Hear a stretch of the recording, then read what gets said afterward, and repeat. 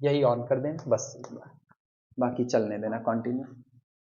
Find a subgroup of, find a subgroup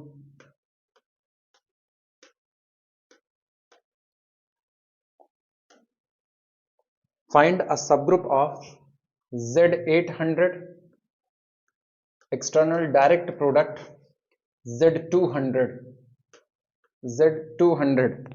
that is isomorphic to, that is isomorphic to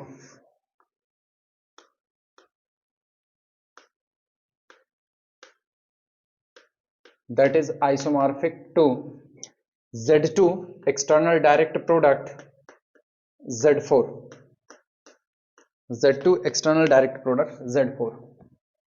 ये रहा, कह रहे हैं कि आप Z800 external direct product Z200 का एक ऐसा सब ग्रुप निकालिए जो इस दिए गए ग्रुप के कैसा हो, आइसोमॉर्फिक हो। कौन कौन सा? हाँ सही है, ठीक। जो 800 भागे 2 वाला आएगा यानी सब ग्रुप जनरेटेड बाई 400, ठीक, वो आइसोमॉर्फिक होगा किसके? Z2 के। और जो 200 डिवाइडेड बाई 4 होगा वो आइसोमॉर्फिक होगा किसके? Z4 के आइसोमॉर्फिक होगा। और करस्पॉन्डिंग में लेफ्ट का लेफ्ट और राइट का राइट एक्सटर्नल डायरेक्ट प्रोडक्ट लगा देंगे, एक न्यूमेरिकल करवाए हैं, left to left right to right वाला, ठीक, डन हो गया। फिर इसका मतलब हाँ ऐसे ही रफली लिख दें, 800 divided by 2 is isomorphic to किसके? Z2, ठीक। इसके बाद फिर एक्चुअली ये 400 आएगा और 400 400 800 दो ही बार में खत्म हो जाएगा। और इसी तरह से 200 और डिवाइडेड बाई कितना? ये 4, ठीक, ये कितना आएगा? 50। तो ये हो जाएगा आइसोमॉर्फिक टू Z4। अब लेफ्ट का लेफ्ट और राइट का राइट एक्सटर्नल डायरेक्ट प्रोडक्ट, तो सब group generated by 400 external direct product subgroup generated by 50 is isomorphic to Z2 external direct product Z। ये रहा 36वां में है, find a subgroup of, find a subgroup, find a subgroup of Z12 external direct product Z4 Z15 that has order n, that has order 9। आप इस दिए गए external direct product वाले group का एक ऐसा सब ग्रुप निकालिए जिसका ऑर्डर कितना हो? 9। सिंपल सा 9 ऑर्डर का एक एलिमेंट निकाल लो और उसी एलिमेंट से जनरेट हुआ साइक्लिक सब ग्रुप निकाल लो, ठीक। तो लैंग्वेज में टेक, सॉल्यूशन खाली ऐसे दिखा रहे हैं, बाकी तुम लोग खुद से निकालना, इसको छोड़ेंगे खुद के लिए। Take A B C belong to Z12 external direct product Z4 external direct product Z15 such that, इसको ऐसा निकालिए कि order of element A B C is equal to 9, that is अर्थात LCM of order of A order of B order of C is equal to 9। क्या चुने हो? बोलो। ओए अच्छा 9 LCM आएगा, इनमें रहना चाहिए, गौर करना। 3 चौक 12, 3 चौक 12, ठीक। तो इसका मतलब यहां से 3 को उठा लो, order of A is equal to 3 होना चाहिए। ऑर्डर ऑफ नहीं 4 को उठाएंगे, 4 3 12 ना, तो यहां से take order of A is equal to 3, एक हो गया। Order of B is equal to, याद रखना एलसीएम 9 आना चाहिए, ठीक। Z4 में कितने कितने ऑर्डर के एलिमेंट आएंगे? Z4 में 0 ऑर्डर के, नहीं 0 ऑर्डर का है, 1 ऑर्डर का, 2 ऑर्डर का, 4 ऑर्डर का। तो यहां से कितने ऑर्डर का लें? 1 ऑर्डर का, 1 का ऑर्डर 4 होगा। हाँ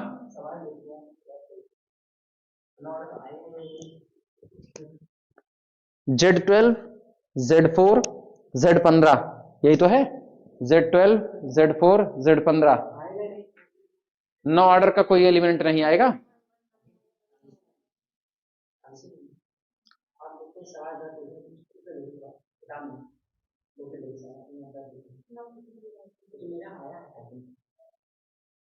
Z12 Z4 Z15 मेरी किताब होगी कहां पर?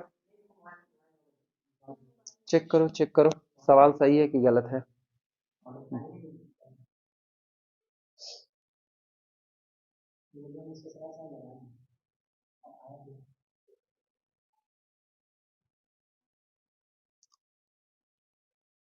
या तो ये Z4 नहीं होगा ना, यही है same to same, same to same यही है। नो ऑर्डर का एलिमेंट ही नहीं आएगा।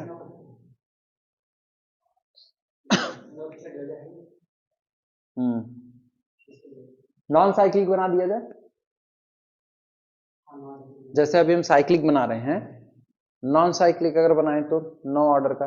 एक मिनट रुको, इस ग्रुप का ऑर्डर कितना है? इस ग्रुप का ऑर्डर 12 गुणे 4 गुणे 15। चेक करो ये 9 से कटेगा कि नहीं कटेगा। अगर 9 से कटेगा तो पक्का बनेगा बनेगा। 9 से कटेगा, कितना ऑर्डर आ रहा है इसका?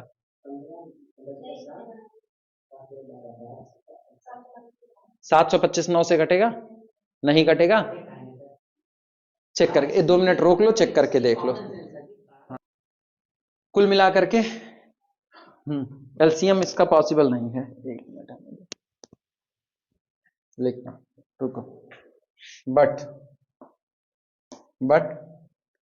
इन Z12 external direct product Z4 external direct product Z15, ठीक, there does not exist any element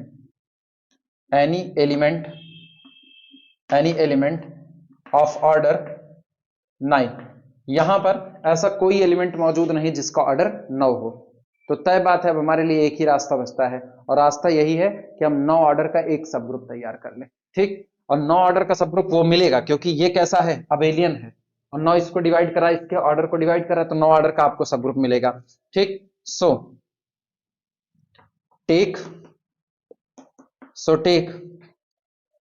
order of A is equal to 3, order of A is equal to 3 लोगे, then B get cyclic subgroup generated by A. सहमत हो कि नहीं? इसका order कितना होगा? 3 होगा। इसका ऑर्डर कितना?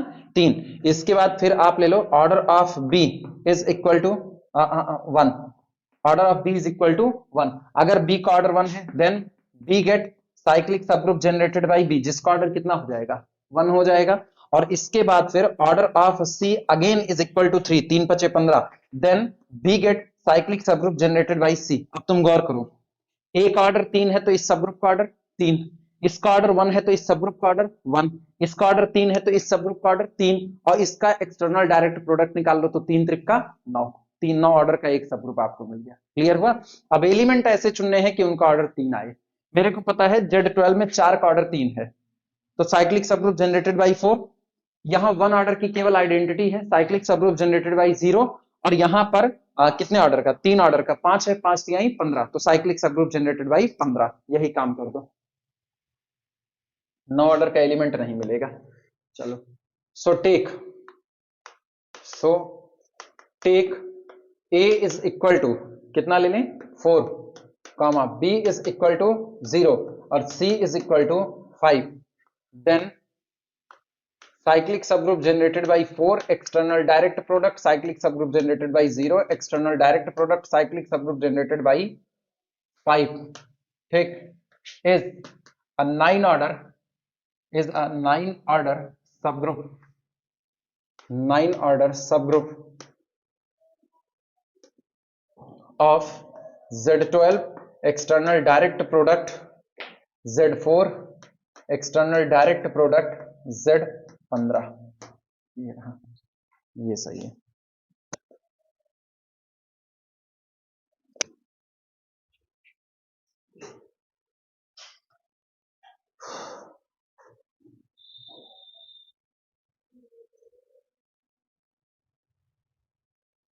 चलो ये भी मेंशन कर दिया, सही है कि 9 ऑर्डर का एलिमेंट नहीं मिलेगा, इसलिए साइक्लिक सब ग्रुप 9 ऑर्डर का नहीं बनने वाला। सोचो, गलती से सही चीज निकली है। उसका मेंशन होना जरूरी है।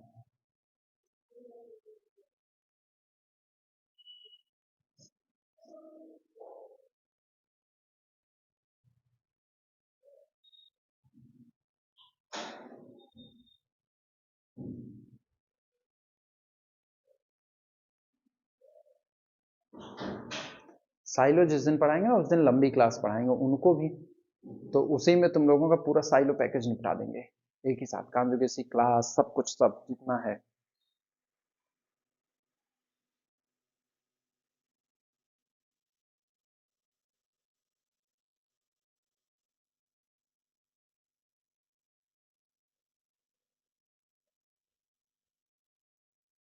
जिनका मर्डर हुआ घर से कितनी दूर पे हैं? तब ठीक है, नजदीक में है ना। वैसे अगर रास्ते वास्ते में कहीं हुआ रहे तो रात में आते जाते डर लगता है। रास्ते में पड़ता है तो रात वात में डर लगेगा। हम लोग तो भाग खड़े हो ना, भागो भागो भूत आया। कौन पागल है? ऐसे ही होता है कि जब ना बात फंसती है तो फिर आदमी ये नहीं देखता है नफा नुकसान क्या हो रहा है। बेटा जी, हाँ तो एग्रेसिव जब आदमी होता है तो ये नहीं सोचता आगे पीछे और क्या होगा।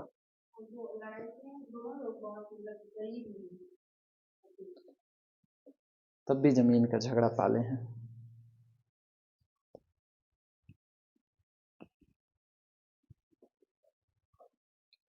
भगवान यही पेट न बनाए होते आदमी झगड़ा ही न होता। सारा झगड़ा पेट का है, खाना नहीं हट रहा है, किसी को ऐसा कंडीशन आ गई है लड़ लड़ करके। 37वां इसमें लिखना, प्रूव दैट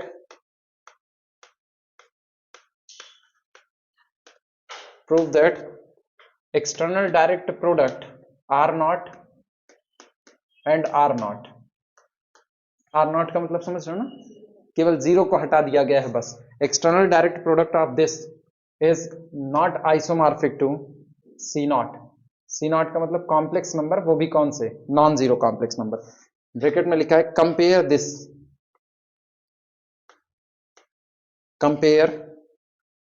दिस विद, आप इसका कंपैरिजन कीजिए किसके साथ, compare this with C is isomorphic to external direct product of R and R।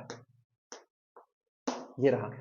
इसके पहले एक एक्सरसाइज में ये बात दिखाई गई है अगर याद हो तो, मेरे ख्याल से 10-12 के आसपास कहीं पर है, ठीक। वहां पर हमने दिखाया कि अगर आप कॉम्प्लेक्स नंबर का सेट एडिशन ऑपरेशन के साथ लेते हो और रियल नंबर का सेट एडिशन ऑपरेशन के साथ लेते हो तो ये ग्रुप इस दिए गए एक्सटर्नल डायरेक्ट प्रोडक्ट के आइसोमॉर्फिक होता है। लेकिन फिर बात वही आई कि अगर आप आइडेंटिटी जीरो को बाहर निकाल लेते हो उसके बाद मल्टीप्लीकेशन के लिए यही बात करते हो तब ये अब आइसोमॉर्फिक नहीं है। ये बात आपको साबित करनी है।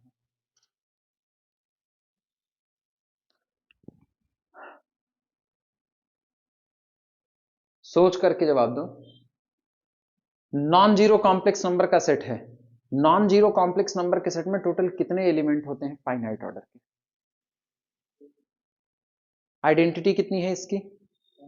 1 है, ठीक। आइडेंटिटी 1 है तो इसका मतलब है आपको ऐसे एलिमेंट खोजने हैं जिनकी कुछ इंटीग्रल पावर लगाने के बाद 1 आ जाए। ऐसे कितने एलिमेंट आपको मिलेंगे? केवल एक ही आएगा, पक्की बात। हाँ आगे लाइन पे ना, nth रूट्स ऑफ यूनिटी मिला, 1 -1 आयोटा माइनस आयोटा, ठीक। ये तो सीधे सीधे दिख रहे हैं, जिसमें से एक है फोर्थ रूट्स ऑफ यूनिटी, उसके बाद cube root of unity 1 omega omega square. इनमें से सबका ऑर्डर कितना हो जाएगा? सब सबका ऑर्डर 1 हो जाएगा। 1 का ऑर्डर 1 है, फाइनाइट हो जाएगा। देखो सबका ऑर्डर फाइनाइट होगा। 1 का ऑर्डर 1 आइडेंटिटी है, ओमेगा का ऑर्डर 3, ओमेगा स्क्वायर का ऑर्डर 3 हो जाएगा। 1 -1 में 1 का ऑर्डर 1, -1 का ऑर्डर 2 ओमेगा, उसके बाद आयोटा का ऑर्डर 4, माइनस आयोटा का ऑर्डर 4। तो nth रूट्स ऑफ यूनिटी आपको ऐसे मिल जाएंगे जिनमें बहुत सारे एलिमेंट आएंगे फाइनाइट ऑर्डर के। लेकिन इसमें जब आप करोगे ना, इसमें तो इसमें केवल 4 एलिमेंट आएंगे फाइनाइट ऑर्डर के बस, और कोई नहीं आएंगे। क्यों? इसमें केवल R0 में देखो, R0 में कितने एलिमेंट होते हैं फाइनाइट ऑर्डर के? 2, 1 और -1।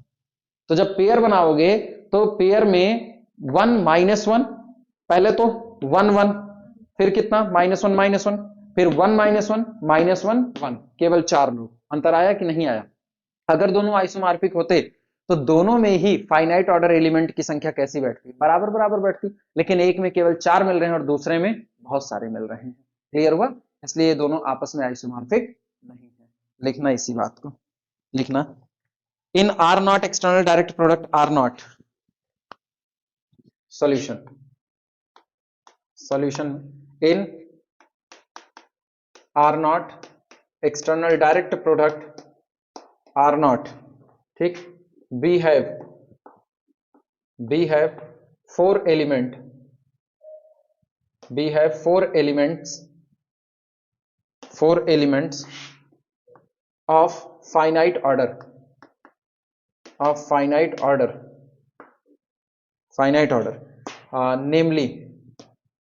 namely कौन कौन से हैं?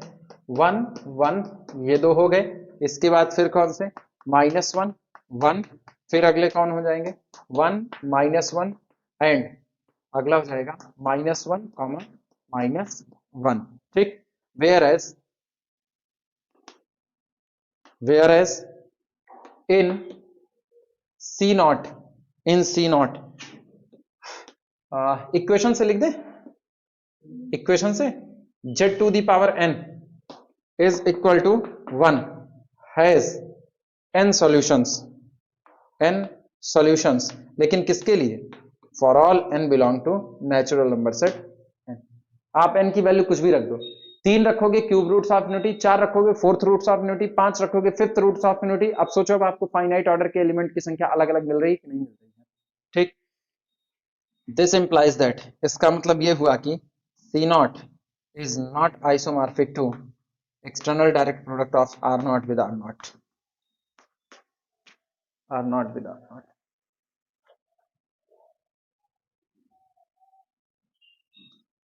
इस वाले ना 38,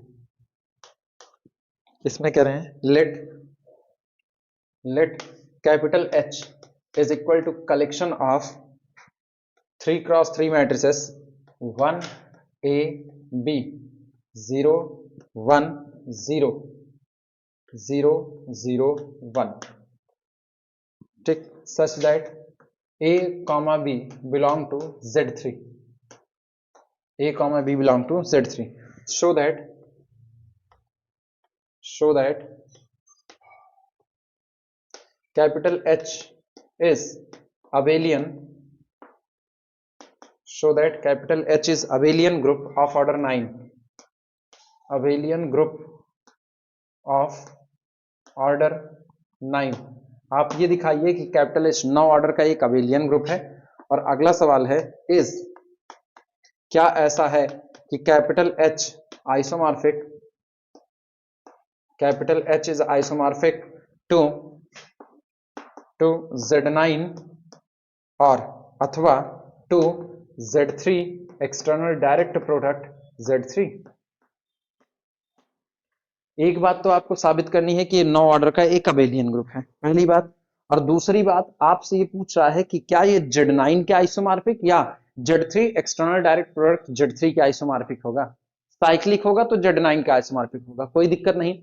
लेकिन अगर साइक्लिक नहीं होगा तो क्या उनके आइसोमॉर्फिक होगा? तो एक ही रास्ता बचता है, हाँ उनके आइसोमॉर्फिक होगा। क्यों? याद करो 4 ऑर्डर के ग्रुप की कैटेगरी बांटी गई थी।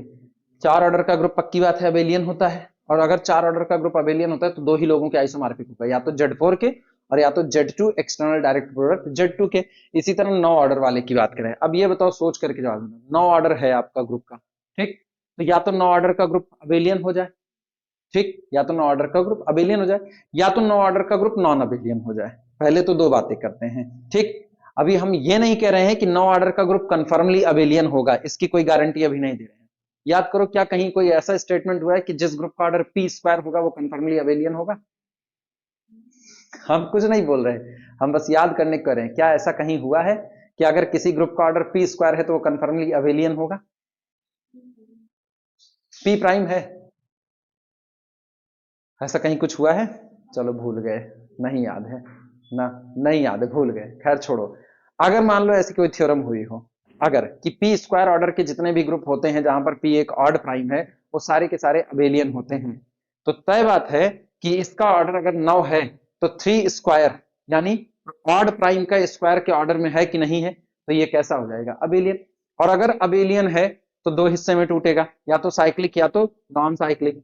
अब तय बात है साइक्लिक हुआ तो Z9 के आइसोमॉर्फिक होगा, लेकिन अगर साइक्लिक ना हुआ तो 9 ऑर्डर के कौन से ग्रुप के आइसोमॉर्फिक होगा जो अबेलियन है, वो केवल बचता है Z3 external direct product Z3। क्या और भी कोई है, और भी कोई है, पक्का कोई नहीं है, काहे नहीं है, एक और नहीं बच रहा है,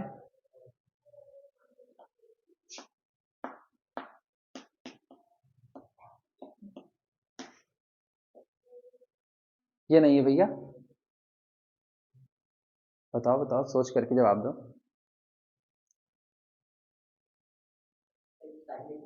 कौन सा, पक्की बात, पक्की बात, तो ये Z9 के आइसोमॉर्फिक होगा, हाँ या ना, तो यानी इसकी भी पॉसिबिलिटी कट गई, तब इसकी भी पॉसिबिलिटी कट गई। टोटल 3 पॉसिबिलिटीज आपके पास बन रही हैं, एक या तो Z3 external direct product Z3 के आइसोमॉर्फिक हो, या तो इनके आइसोमॉर्फिक हो एक्सटर्नल डायरेक्ट प्रोडक्ट दिस, और या तो इनके आइसोमॉर्फिक हो। लेकिन ये साइक्लिक तो ये दोनों आपस में कौन है, आइसोमॉर्फिक, तो इनकी पॉसिबिलिटी को सोचने की कोई जरूरत नहीं है। तो 9 ऑर्डर का अबेलियन ग्रुप या तो इनके और या तो इनके, दो में से किसी एक के ही आइसोमॉर्फिक हो सकता है, दोनों के आइसोमॉर्फिक नहीं हो सकता। क्लियर हुआ, चलो चेक करके देखते हैं किसके होगा।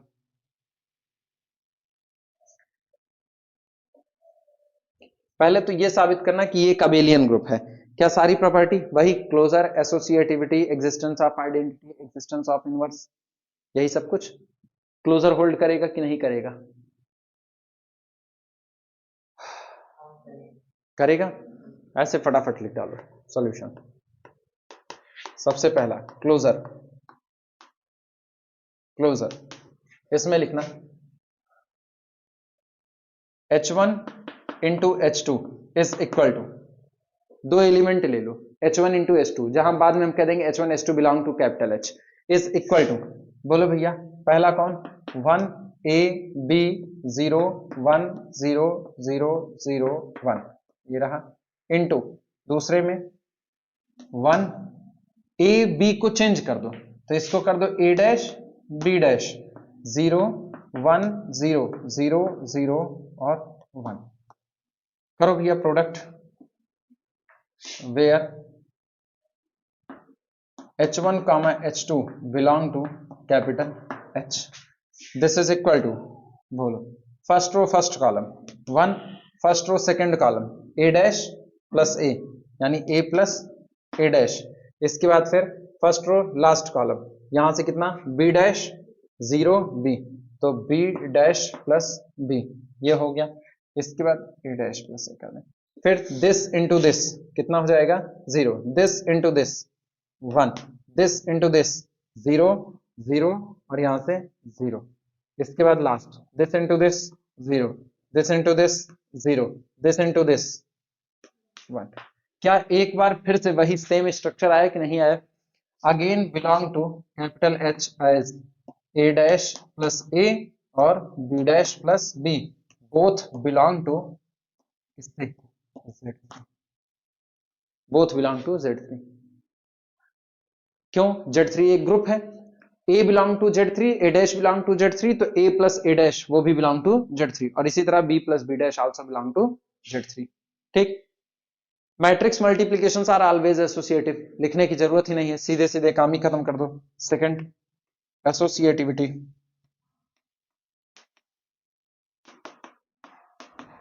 इसमें लिख देना matrix multiplications are always associative, matrix multiplication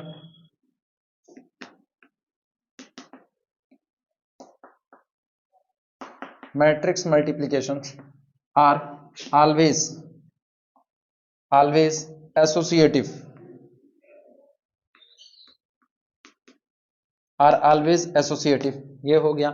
इसके बाद फिर तीसरे पर आ जाओ, third existence of identity, existence of identity, मेरे ख्याल से इसमें हमको बहुत ज्यादा लिखने की जरूरत ही नहीं है, हाँ या ना, इसी को लिख दें 0 0 0 1 0 0 0 1, work as identity element, work as दिखाने की जरूरत नहीं है ना, वर्क एज आइडेंटिटी एलिमेंट,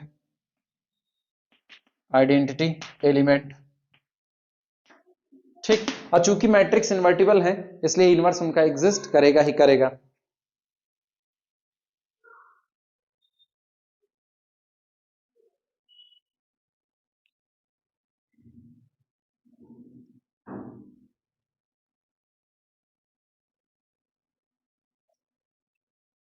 मतलब मुझको जाने क्यों याद आ रहा है ना कि हम लोग ऑलरेडी ऐसी एक मैट्रिक्स दिखा चुके हैं, कुछ हाइजेनबर्ग मैट्रिक्स मैट्रिक्स थी, बस शायद वहां जीरो की जगह पर सी था, ऐसा याद आ रहा है कुछ।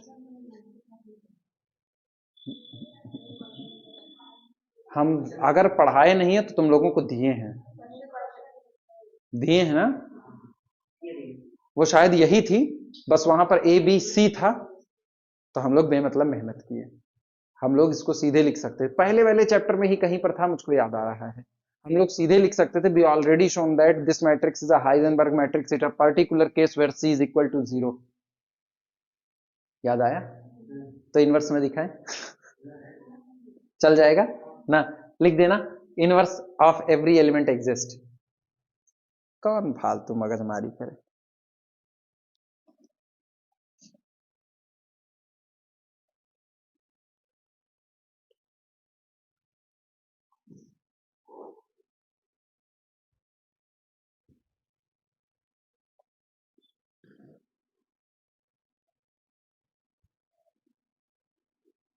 सहमत हो? अच्छा, कम्यूटेटिविटी के लिए, कम्यूटेटिविटी के लिए वो भी हो जाएगा। अब तो याद आ गया ना कि हाइजेनबर्ग में हम लोग इसको दिखा चुके हैं, तो वहां लिख देना we can easily show that commutativity also hold. कौन इधर का जो मेन है इसमें देख लेते हैं अपने लिए ना, मेन टॉपिक यही है इसका, यही किसके आइसोमॉर्फिक होगा।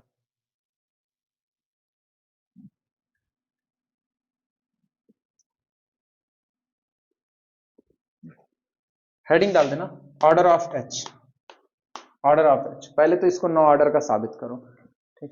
लिखना इन मैट्रिक्स 1 A B 0 1 0 0 0 1, ठीक, A comma B both belong to Z3 implies that, अगर हम इस मैट्रिक्स को लिखें जो कि कैपिटल H का मेंबर है, एक आर्बिट्री मेंबर है, तो उसमें दोनों एंट्री कहां से आती है? Z3 से, और Z3 से आती हैं तो इसका मतलब हुआ A and B both have three three choices, हाँ या ना, both have three choices. This implies that 1 A B 0 1 0 0 0 1 can be constructed by, can be constructed बनाया जा सकता है, constructed can be constructed by कितने ways? 3 into 3 that is 9 ways। 9 तरीके से हम इस मैट्रिक्स को बना सकते हैं भाई, जितने तरीके से ए और बी को आप भर सकते हो उतनी तरीके से मैट्रिक्स बनेगी। This implies that order of H is equal to 9, ये हो गया। अच्छा एक और चीज देखना, तुरंत बता दे रहे हैं Z9 का आइसोमॉर्फिक नहीं हो सकता, रीजन सुनो।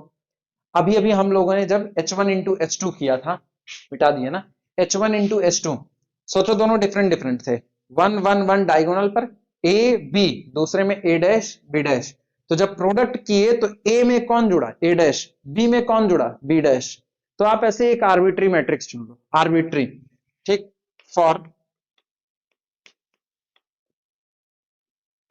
एच इज इक्वल टू 1 0 ना, ए बी 0 1 0 0 0 1, ठीक।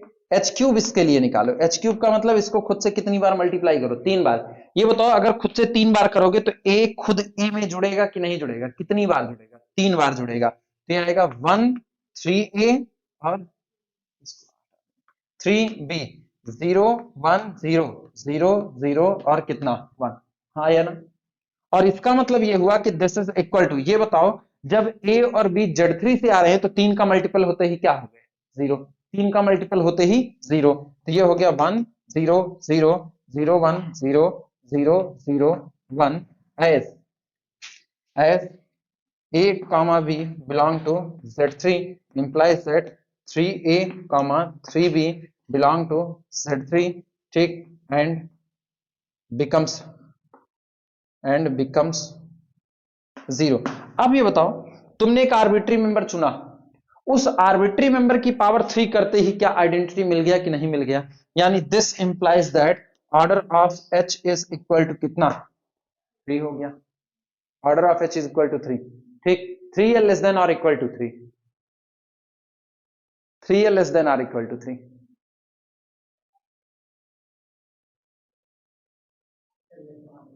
हाँ, आइडेंटिटी का किस्सा छोड़ करके रखा हुआ है, क्या पता ए और बी शुरू में ही 0 रहे हो, तो ये आइडेंटिटी मैट्रिक्स है। तो लेस देन और इक्वल टू 3, क्या नो ऑर्डर का कोई एलिमेंट मिला? नहीं मिला। नो ऑर्डर का कोई एलिमेंट नहीं मिला, तो ये ग्रुप जो कि नो ऑर्डर का है, नो ऑर्डर का एलिमेंट नहीं रख रहा, तो साइक्लिक नहीं है। तो किसके आइसोमॉर्फिक होगा? Z3 external direct product Z3। Note कर लो, खत्म काम। ये हुआ था कि नहीं हुआ था?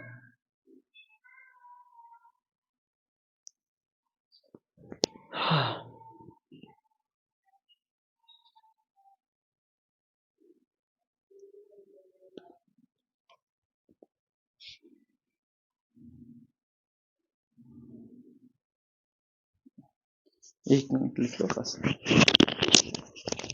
आखिरी लाइन लिखे तुम लोग कि नहीं लिखे? आखिरी line, it does not have any element of order 9 so is not isomorphic to Z9, नहीं लिखे हो? वो आखिरी वाली लाइन लिख देना। It does not have any element of order 9, it does not have any element of order 9,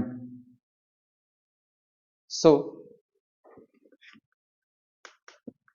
H is not isomorphic to Z9 ठीक, and H is isomorphic to Z3 external direct product Z3, इनके isomorphic हो जाएगा।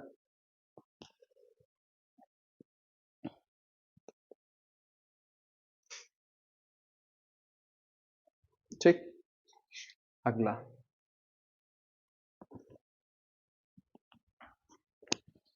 39 39वां सवाल ये कह रहे हैं, let capital G be the collection of element of the type 3 to the power m into 6 to the power n such that m comma n both belong to integer set Z under multiplication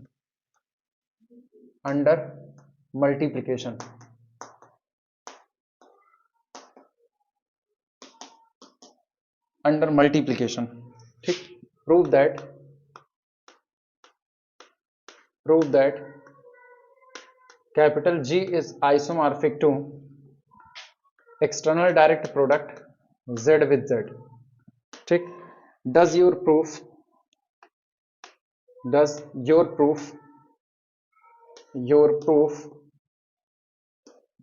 remains valid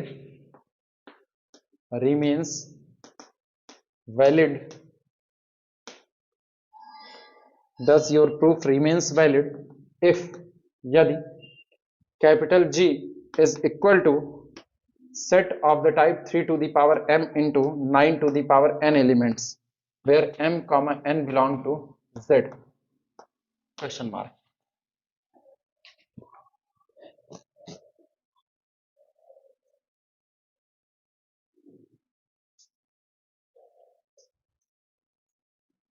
एक set दिया गया है जिसके सारे के सारे element 3 की power m into 6 की पावर n टाइप के हैं, जहां m और n इंटीजर है। अब ये पूछ रहे हैं कि आप पहली बात तो ये साबित कीजिए ये सेट इसके आइसोमॉर्फिक है, एक बात। और दूसरी बात, अगर हम इस सेट को रिप्लेस कर दें, कैसे रिप्लेस करें? उन एलिमेंट के कलेक्शन से जो 3 की power m into 9 to the power n type में लिखे जा सकते हैं, इससे रिप्लेस करें तो भी क्या जो प्रूफ आपने दिया है ये प्रूफ वैलिड रहेगा या नहीं वैलिड रहेगा? पहला वाला हिस्सा दिखाते हैं, उसी से दूसरे वाले का रास्ता मिलेगा। पहले वाले में हमको एक मैपिंग माननी है, मैपिंग ऐसी मानेंगे। अच्छा, मैपिंग भी बड़ी आसान है। Z external direct product Z, इसका मतलब यह है कि आपको एक ऑर्डर्ड पेयर का कलेक्शन मिलेगा। ऑर्डर्ड पेयर का पहला एलिमेंट किसका होगा? Z का, और दूसरा किसका होगा? वो भी Z का होगा। क्या दोनों बार बार बराबर भरे जाएंगे? डिफरेंट भी भरे जाएंगे? डिफरेंट भी। तो हम जानबूझ करके मानते हैं pi mapping from ordered pair m comma n mapped on 3 to the power m into 6 की पावर n, और इसी को आप 1 1 ऑन टू ऑपरेशन प्रिजर्विंग दिखा दो, काम बन जाएगा। क्लियर हुआ? लिखना इसी बात को, लिखना let phi be the mapping, और चाहे तो दोनों तरफ कर सकते हो, तुम्हारी मर्जी यहां से यहां मैपिंग मानो और तुम्हारी मर्जी यहां से यहां मानो। अगर तुम यहां से यहां जा रहे हो तो गौर करना, इस पर फाइव ऑपरेट करेगा तो ऑर्डर्ड पेयर mn बना लेगा। क्लियर हुआ? और ऑर्डर्ड पेयर पर ऑपरेट करेगा तो पावर बना लेगा। जहां मर्जी उधर आप खेल दो इसको। लिखना solution, let phi be the mapping from, capital G से ही ले लो, from G to external direct product Z with Z. ठीक, डिफाइंड एज, जो इस तरीके से परिभाषित है, defined as when phi operated on 3 to the power m into 6 to the power n, result will be ordered pair m comma n। ठीक, 1 1 on to तो सीधे सीधे हो जाएगा, हाँ या ना? phi is 1 1, phi is 1 1, दो एलिमेंट बराबर मान लो। लेट माना phi image of 3 to the power m1 into 6 to the power n1 बराबर phi image of 3 to the power m2 into 6 to the power n2। ये अपने को देगा क्या? This implies that ordered pair m comma n बराबर m1 comma n1 is equal to ordered pair m2 comma n2, और दो ordered pair बराबर कब होते हैं? m1 बराबर m2 एंड n1 बराबर n2। इसका मतलब क्या हुआ? This implies that 3 to the power m1 into 6 to the power n1 बराबर 3 to the power m2 into 6 to the power n2, implies that phi is 1 1। पहला हो गया।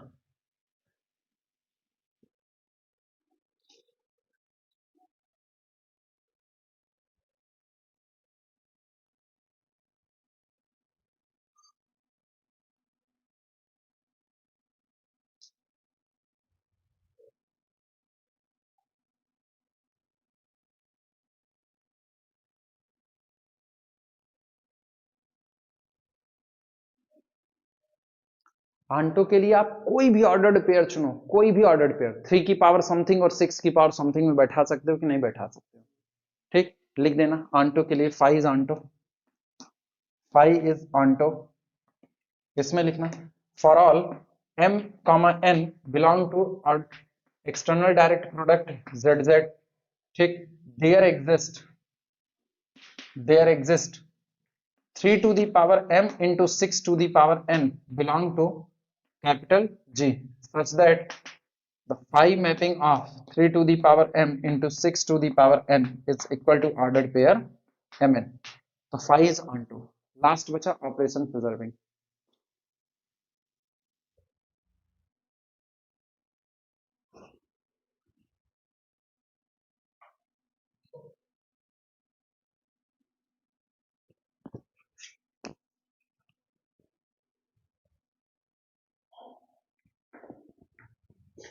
phi is operation preserving. इसमें देखना लेट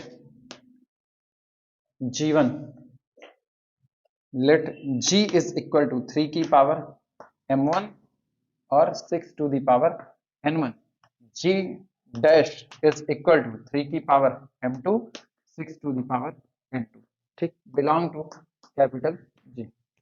तो phi image of g g dash is equal to phi image of 3 की power m1 into 6 की power n1 into 3 की power m2 into 6 to the power n2 लिख सकते हैं।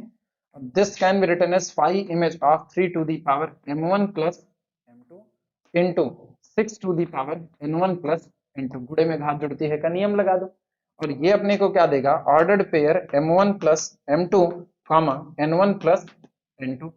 अब ब्रेक करके लिख दो, this is equal to m1 comma n1 और प्लस m2 कॉमा n2, यानी अपने को मिला क्या?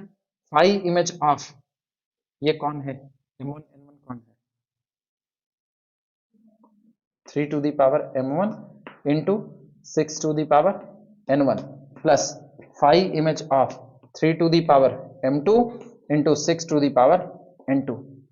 और ये phi of G one plus phi of G dash. This implies that phi of G plus phi of G dash. Clear हुआ? तो ऑपरेशन प्रिजर्विंग 1 1 आंटो होमोमॉर्फिज्म, इसका मतलब फाई आपका क्या बन गया? आइसोमॉर्फिज्म। सेकंड वाला ये लिख लो तब।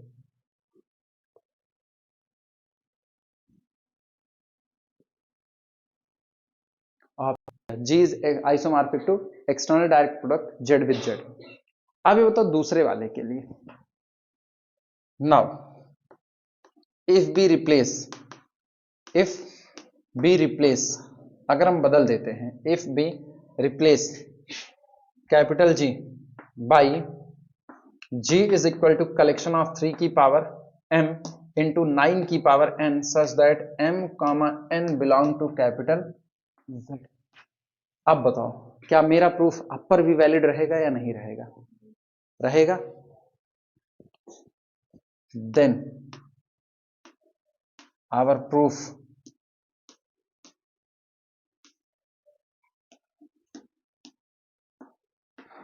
Does not valid. आप बताओ क्यों? रीजन मैंने रीजन नहीं बता रहे, बस तुमको आंसर बता दिया। डज नॉट वैलिड क्यों? कौन? 9 3 में मर्ज हो जाएगा। और क्लियर करो इस बात को। Mapping is not well defined. Mapping is not well defined. कई तरह से इमेज देने लगे, जबकि एक एलिमेंट की एक ही इमेज होनी चाहिए। ठीक, मैं here phi is not well defined। Well defined, यहां पर हमारी मैपिंग वेल डिफाइंड नहीं होगी। As 3 to the power 3 into 9 to the power 0। गौर करो, एक तो ये है कि नहीं है 3 की पावर m 9 की पावर n। ठीक, can also be written as can also be written as written as. अब ये बताओ, ये 3 त्रिक 9 है, आप 9 को और कैसे लिख सकते हो? हाँ सॉरी, 3 त्रिक 9 त्रिक 27, ये 27 है, इसको आप और कैसे लिख सकते हो? Can also be written as 3 to the power 1 into 9 to the power 1। 9 त्रिक 27, दो तरीके हैं। और सोचो अब ऐसे केस में हो क्या रहा है, ऐसे केस में एक ही एलिमेंट की दो इमेज आ रही है। भाई है तो ये 27, है तो ये भी 27, लेकिन यहां 27 को कहां पर भेजा जाएगा? 3,0 पर। और इसमें 27 को कहां भेजा जाएगा? 1,1 पर। यानी इसका पिक्टोरियल नोटेशन अगर देखा जाएगा ना, तो सोचो ये कैपिटल जी है जिसके अंदर में आपने रखा है 27। ठीक, और 27 का एक रिप्रेजेंटेशन आप दे रहे हो 3 की पावर 3 इंटू 9 की पावर 0, और दूसरा आप दे रहे हो 3 की पावर 1 इंटू 9 की पावर 1। और यहां से जब यहां पर मैप चल रही है तो सोचो एक ही एलिमेंट 27 कितनी जगह पर मैप हो रहा है?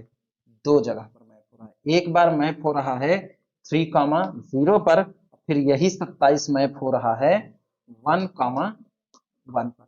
यहां मैप हो रहा है। ठीक, one element has two images, it means mapping is not well defined.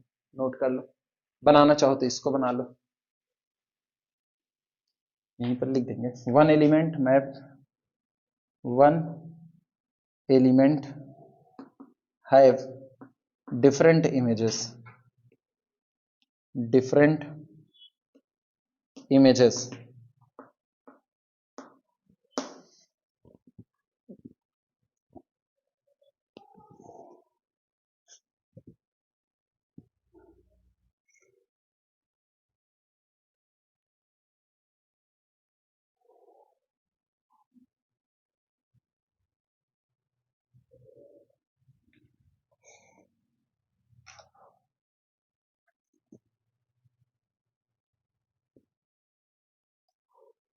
ये चैप्टर बहुत अच्छा है।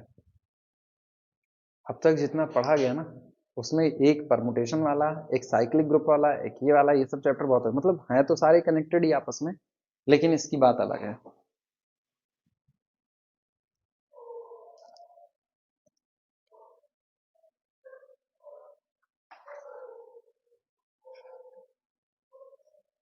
लेट माना A1 n टपल ले रहे हैं, A1 A2 up to so on AN, ठीक, belong to G1 external direct product, G2 external direct product, so on external direct product Gn, ठीक, give a necessary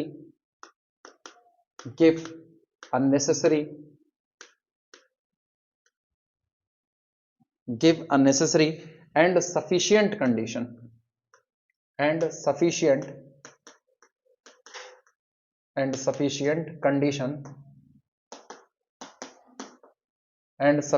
condition for order of A1 A2 up to so on AN is equal to infinity.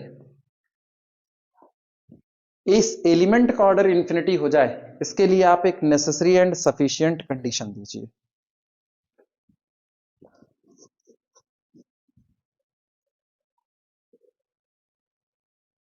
ऐसे ही पता है कौन सी, बोलो। कम से कम नहीं, हाँ हाँ हाँ, ठीक ठीक ठीक, सही बोले, हाँ हाँ ठीक, सही बोले। हम एलिमेंट पे बोलने जा रहे थे कि यहां जितने एलिमेंट्स ये बना है, मेरे को पता है इसका जो ऑर्डर होता है वो होता है LCM of order of this, order of this, order of this, order of this. इन सभी के ऑर्डर का एलसीएम निकाल लेते हैं तो वही इसका ऑर्डर बनता है। अगर इसका ऑर्डर इन्फिनिटी पहुंचना है, इनमें से प्रत्येक का ऑर्डर अगर फाइनाइट हो गया तो एलसीएम भी क्या आएगा, फाइनाइट। और कम से कम इनमें से किसी एक का ऑर्डर अगर इनफाइनाइट हो गया तो इसका भी ऑर्डर कितना आएगा, इनफाइनाइट। तो यही कंडीशन नेसेसरी है और यही कंडीशन सफिशिएंट है, that is order of this is equal to infinity implies that at least one AI having the order infinite।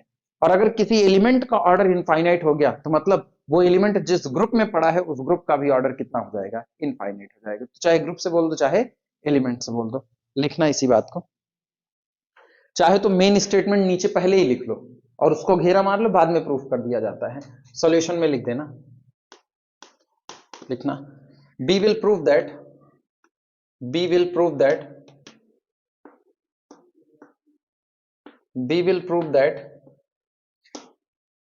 order of element A1 A2 so on AN is equal to infinity implies that necessary and sufficient है ना।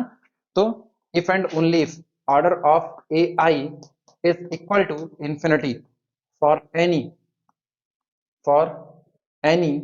I belong to 1 2 so on n, ठीक, और अथवा और order of A1 A2 up to so on AN is equal to infinity if and only if implies that order of GI is equal to infinity for any I belong to 1 2 so on n।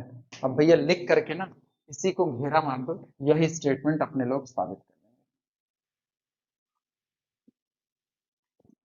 यही statement याद रखना है।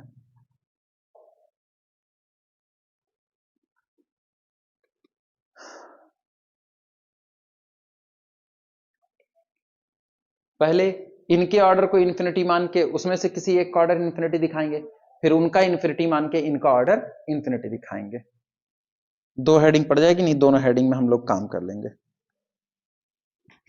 Proof करें, लिखना सबसे पहले order of A1 A2 up to so on AN is equal to infinity, let order of this is equal to infinity, ठीक। अब गौर करना, if यदि ऐसा हो, if order of AI is less than infinity for all I is equal to 1 2 so on n, अगर ऐसा हो कि जितने भी AI लिए जा रहे हैं, जितने भी एलिमेंट लिए जा रहे हैं, सबका ऑर्डर कैसा हो, लेस देन इन्फिनिटी मतलब फाइनाइट हो, तो इसका मतलब हुआ कि this implies that the LCM of order of A1 comma order of A2 comma so on order of En is equal to is also less than कितना, इंफिनिटी। यानी अगर आप सारे एलिमेंट का ऑर्डर फाइनाइट लेते हो तो इनके ऑर्डर का एलसीएम भी क्या आएगा, फाइनाइट आएगा, हाँ या ना, ठीक। So order of AI less than infinity does not possible, does not possible, does not possible for all I is equal to 1 2 so on n। इसलिए सभी i के लिए इनका ऑर्डर लेस देन इंफिनिटी यानी फाइनाइट हो, ये बात possible नहीं है। कम से कम किसी एक के लिए इनका ऑर्डर क्या होना पड़ेगा, इनफाइनाइट होना पड़ेगा। क्लियर हुआ, नोट कर लो।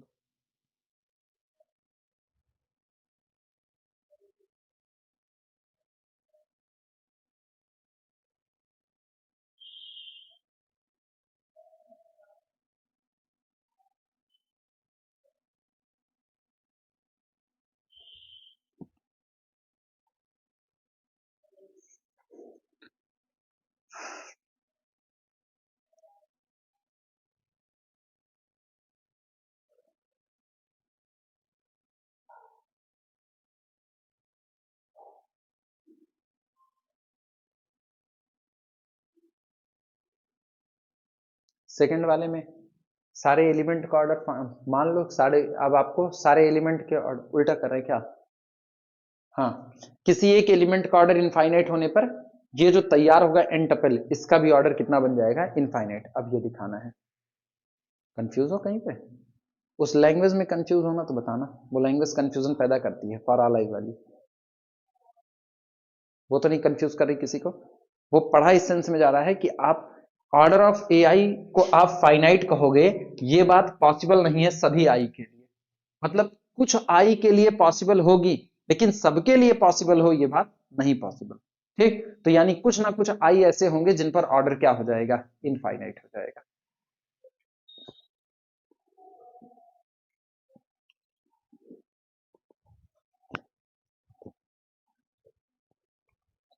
लिखना,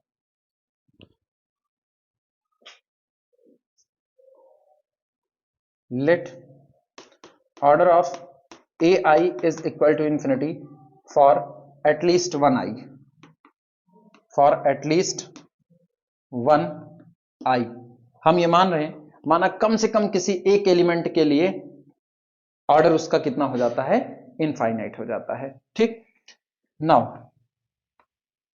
इफ पॉसिबल, अगर संभव है तो, नाउ इफ पॉसिबल लेट, माना order of N tuple a1 a2 so on an is equal to n।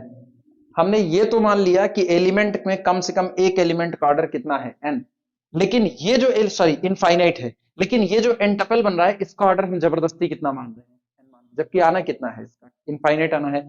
इसका मतलब ये हुआ कि this implies that a1 a2 so on an to the whole power n करोगे तो अपने को क्या मिलेगा, अपने को मिलेगा e1 e2 so on en, जहां पर ei कौन है, आइडेंटिटी है। क्लियर हुआ? इसका मतलब this implies that A I to the power n is equal to E I for all आई।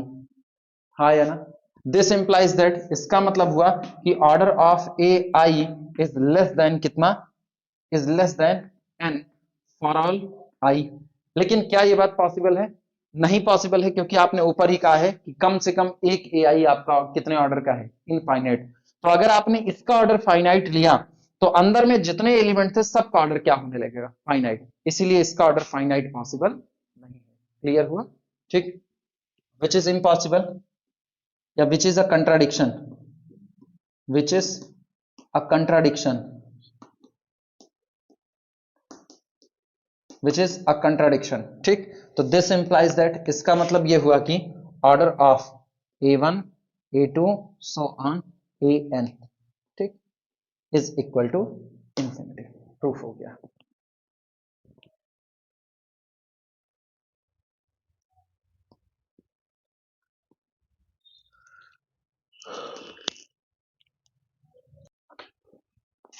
41वां सवाल 41 लिखना, prove that, prove that external direct product of D3 and D4 is not isomorphic to external direct product of D12 and Z2।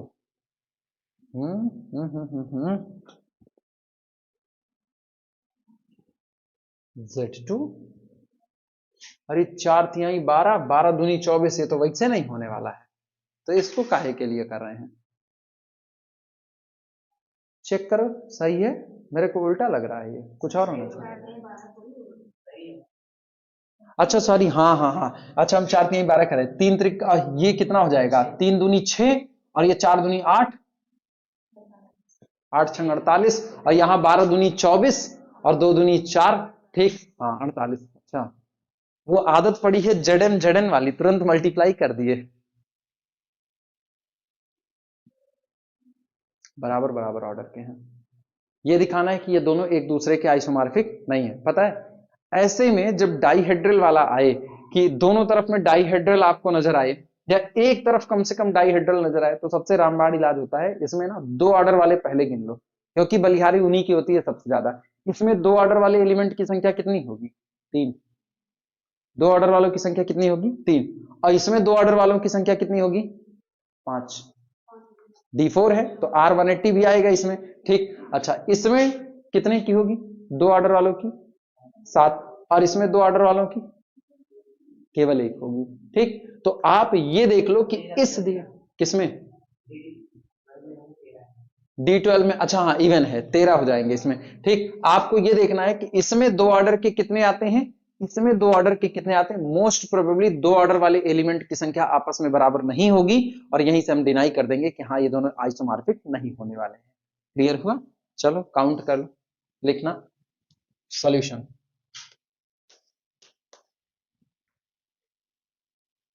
Number of element of order 2, number of, heading है number of element, number of element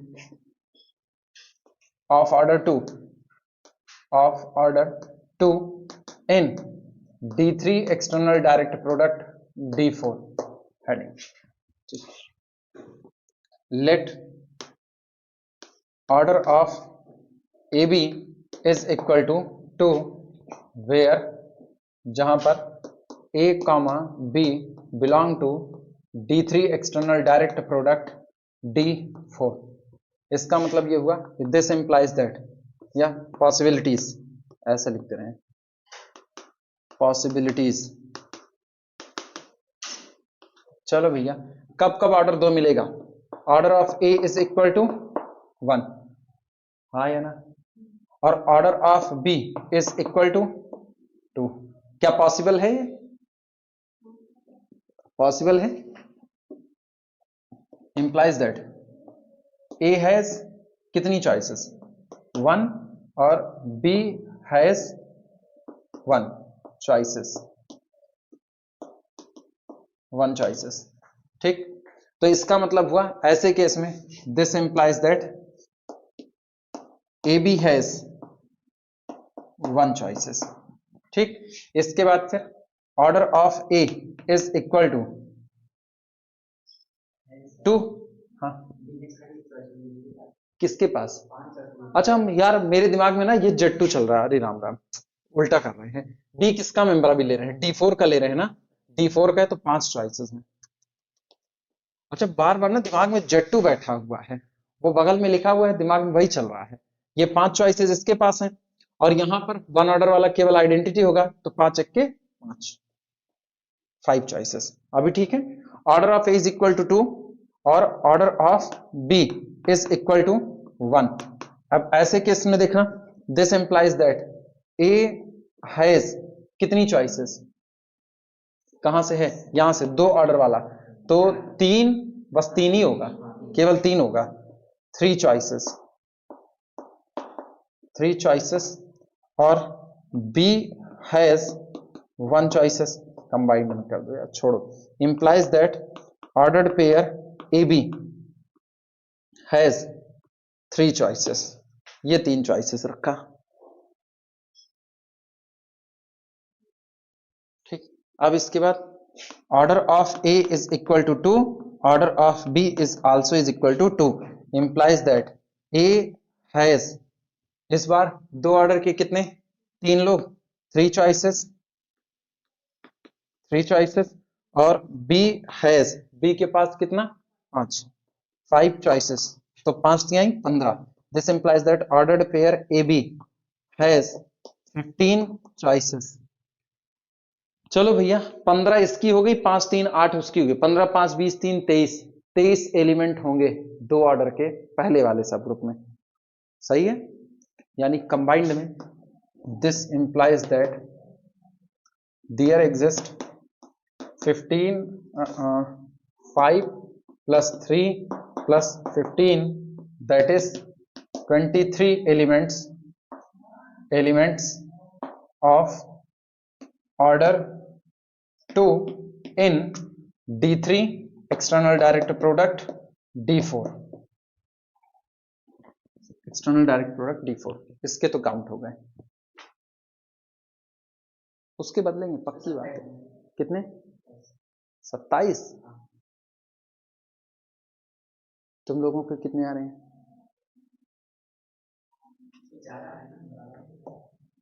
कितने? नहीं, इससे नहीं मतलब है, आना भी तो एग्जैक्ट चाहिए। 27 आएंगे या 25 26 28 के आसपास आएंगे, चेक कर ले रहे हैं ना। इसके बाद फिर लेट माना A B belong to D12 external direct product कितना? Z2। ठीक, order of A is equal to 1 और order of B is equal to कितना? 2। इंप्लाइज दैट ए हैज 1, तो 12 यहां से, ठीक 12 तो हो गया आपके, नहीं नहीं केवल आइडेंटिटी है ना, 1 चॉइसेस, 1 चॉइसेस। बी हैज, इसके पास दो ऑर्डर का केवल एक एलिमेंट होगा, तो 1 choices. Implies that ordered pair A B has 1 choice. ठीक, इसके बाद फिर 1 चॉइस, ये पहला हुआ। दूसरे पर आते हैं, 27 ही आएगा पक्का। Order of A is equal to 2, order of B is equal to 1, तो इसके पास फिर 12 1 13, implies that A has 13, B has 1 choices, 1 choices, implies that ordered pair AB has 13 choices. Order of A is equal to 2, order of B is equal to 2, तो 2 तो 13 यहां से और 1 यहां से, तो यानी this implies that ordered pair AB has 13 choices। 13 13 26 1 27, note कर लो।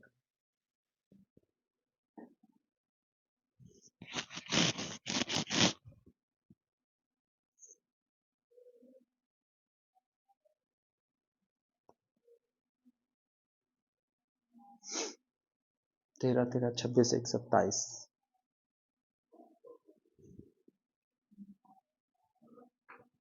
एक पेन हमको गलती मिली हमको अपने। नहीं नहीं नहीं नहीं, मैंने लैंग्वेज गलत लिखी हुई है ना, मुझको पता ना, हम लैंग्वेज गलत लिखे हुए हैं। नहीं चल रही है, मेरी आदत है 3 4 बार एक साथ चला देने की, जिससे नीचे वाला एकदम छिप जाए। ऐसे ही करते हैं हम।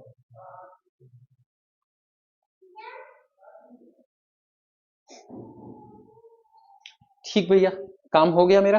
इधर 23 आए, उधर 27 आए, तय बात है सेम ऑर्डर के एलिमेंट की संख्या ही अलग अलग आ रही है, तो इसका मतलब दोनों आइसोमॉर्फिक नहीं होंगे।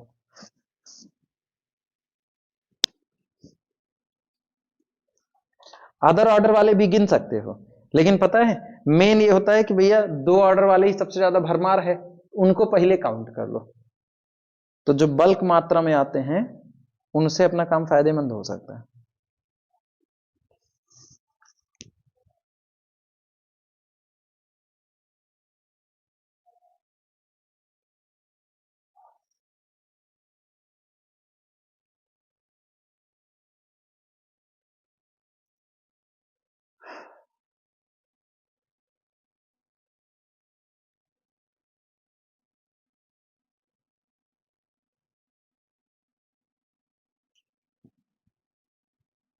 हो जाए तो बताना, मिटाया जाए, मिटाए।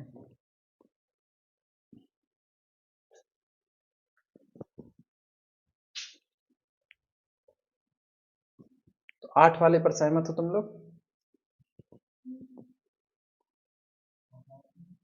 8 बजे मतलब कल नहीं, कल तो अभी ये लोग आएंगे। हाँ, डाइट नहीं जाना है तो 12 तक खिंच जाएगा। डाइट नहीं जाना है 12 तक खिंच जाएगा।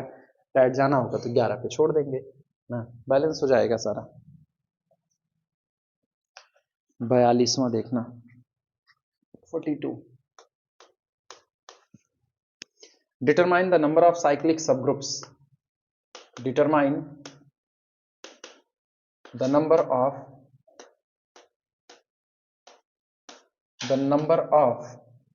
cyclic subgroups, cyclic subgroups, determine the number of cyclic subgroups of order 15 in Z90 external direct product Z36। ठीक, provide a generator for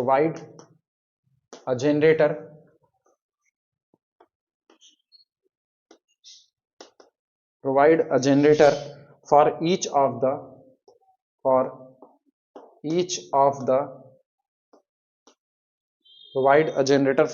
of the subgroup of order 15, subgroup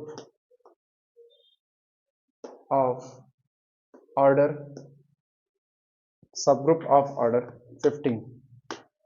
एक तो आपको यह बताना है कि 15 ऑर्डर के टोटल कितने साइक्लिक सबग्रुप इसके पास होंगे, पहली बात। दूसरी बात, आपको हर एक साइक्लिक सबग्रुप के लिए एक जनरेटर प्रोवाइड कराना है। दोनों टास्क आसान है। 15 ऑर्डर के कितने साइक्लिक सबग्रुप होंगे, अगर 15 ऑर्डर के एलिमेंट निकल जाएं कि 15 ऑर्डर के कितने एलिमेंट होंगे, ठीक, तो तुम ये सोचो, अगर एक साइक्लिक सबग्रुप 15 ऑर्डर का है, मान लो this is the cyclic subgroup generated by A having order 15, ठीक। लेकिन एक मिनट, मेरे को इसके निकालने हैं ना, तो ऑर्डर्ड पेयर टाइप में होंगे ए कॉमा, ये साइक्लिक सबग्रुप है 15 ऑर्डर का। तो 15 ऑर्डर का साइक्लिक सबग्रुप अपने अंदर में 15 ऑर्डर के कितने एलिमेंट रखेगा? 5 ऑफ 15। 5 ऑफ 15 को अपने लोग ब्रेक कर सकते हैं 5 ऑफ 3 इंटू 5, यानी इसका हो गया 2 और इसका हो गया 4, 4 दूनी 8, 8 एलिमेंट अपने पास रखेगा, ठीक है, 15 ऑर्डर के। अब तुम ये सोचो, अगर तुम्हारे पास 15 ऑर्डर के 16 एलिमेंट आ गए तो कितने सबग्रुप बनेंगे? 2, 8 एक में, 8 एक में, ठीक है। और या तो फिर 24 आएंगे, या तो 16 आएंगे, या तो 24 आएंगे। 24 आएंगे तो कितने बनेंगे? 3 बनेंगे। और या तो 32 आएंगे तो कितने बनेंगे? 4। मतलब जितने टोटल 15 ऑर्डर के एलिमेंट निकल करके आ रहे हैं उसको 8 से डिवाइड लगा दो, आपको क्या सारी संख्या मिल गई कि नहीं, कितने साइक्लिक सबग्रुप आ रहे हैं। क्लियर हुआ? आयुषी कंफ्यूज हो? 15 ऑर्डर के टोटल कितने एलिमेंट आ रहे हैं वो निकाल लो, ठीक। अब ये लोग 15 ऑर्डर के एलिमेंट हैं, इनमें से कोई भी एक उठाया जाएगा तो 15 ऑर्डर का साइक्लिक सबग्रुप बनाएगा। लेकिन मुझको यह भी पता है कि अगर 15 ऑर्डर का एक साइक्लिक सबग्रुप बना तो वो अपने अंदर में इनमें से 8 लोगों को समेट लेगा। तो ये 8 8 का बंटवारा होगा कि नहीं होगा? तो जितना 15 ऑर्डर का एलिमेंट निकला है उसको 8 8 के पैकेट में बांट दो, जितना पैकेट तैयार होगा उतना साइक्लिक सबग्रुप बनेगा 15 ऑर्डर का, उससे फाजिल एक भी नहीं बन सकता। क्लियर हुआ? चलें सॉल्व करें। सबके लिए एक एक जनरेटर बताना यही मुश्किल थोड़ा सा, मतलब ये काम करना पड़ेगा, 15 ऑर्डर का एलिमेंट भी पता करना पड़ेगा। चलो भैया लिखना सॉल्यूशन लिखना, in external direct product Z90 and Z36, ठीक, order of element AB is equal to LCM of order of A comma order of B and this LCM becomes 15 if, यदि ये LCM 15 हो जाएगा। अगर पॉसिबिलिटी सुनना क्या क्या होगी, अब 1 बाय 1 लिखते भी चल रहे हैं। ऑर्डर ऑफ ए आपका कितना हो जाए 15, क्योंकि 15 से 90 पूरा पूरा कट जाता है ना। तो 15 ऑर्डर का एलिमेंट आपको मिलेगा मिलेगा और इसके साथ order of B is equal to कितना हो जाए, 1 हो जाए। दिस इंप्लाइज दैट, इसका मतलब हुआ ए हैज, अब ये बताओ जेड 90 साइक्लिक है ना, साइक्लिक है तो अपने अंदर में 15 ऑर्डर के 5 और 15 एलिमेंट रखेगा। तो ए हैज 5 ऑफ 15, दैट इज अर्थात 8 चॉइसेस, 8 चॉइसेस इन Z90, ये हो गया ठीक। और B हैज केवल और केवल कितना, 1 चॉइस, 1 चॉइस ठीक, इन किसमें, Z36। तो कंबाइंड में क्या हुआ, this implies that ordered pair A B has, या और शॉर्ट में लिख दे, total 8 such type element exist. This implies that total 8 such ordered pair AB belong to Z90 external direct product Z36। अभी मैंने 15 ऑर्डर के 8 एलिमेंट निकाले हैं ठीक। अब फिर आगे बढ़ते हैं, कितने आएंगे, बस 2 सब ग्रुप आएगा, अच्छी बात है, 2 ही जनरेटर अपने पास मिलेंगे, मतलब 2 जनरेटर निकाल के छुट्टी कर देंगे इसकी।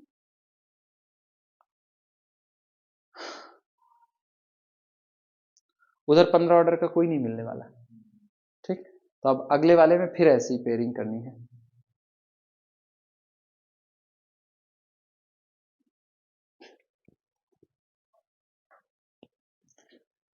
36 है ना, तो 3 एक के 3, 3 दूनी 6, 12 3 36, 3 ऑर्डर वाले देख लेते हैं। इधर इसका ऑर्डर 5 कर लो और इसका ऑर्डर 3 कर लो, यार उसको 15 3 भी तो हो जाएगा, 15 और 3 का एलसीएम कितना आएगा, 15 आएगा, नहीं, ऑर्डर ऑफ ए 15 कर दो और ऑर्डर ऑफ बी कितना कर दो, 3, तो 15 और 3 का पेयर बनेगा और 5 और 3 का पेयर बनेगा, 5 3 आई 15, ये काम अपना चल जाएगा। नोट करो अगला वाला लिखना, order of A is equal to, हाँ बढ़ रहे हैं ना, बढ़ रहे हैं, कौन सा छोड़ा था, 15 3, order of A is equal to 5, order of B is equal to 3। This implies that A has 5 of 5, यानी दैट इज अर्थात 4 चॉइसेस, 4 चॉइसेस इन Z90 और B has 5 of 3, that is 2 choices in Z36, implies that total 4 दूनी 8, multiply कर ले, 4 दूनी 8, 8 such ordered pair AB belong to Z90 external direct product Z36। अब इस category के टोटल 8 ऑर्डर्ड पेयर मिलेंगे। इसी तरीके से order of A is equal to 15, order of B is equal to 3, implies that A has 5 of 15, that is अर्थात 8 choices in Z90 और B has 5 of 3, that is 2 choices in Z36, यानी this implies that total 8 दूनी 16 such ordered pair A B belong to Z90 external direct product Z36।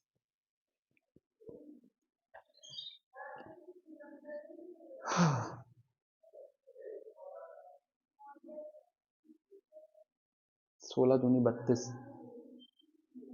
8 8 16, 8 8 16, ठीक है, 32/8, 4 सब group बनेंगे 15 15 order के।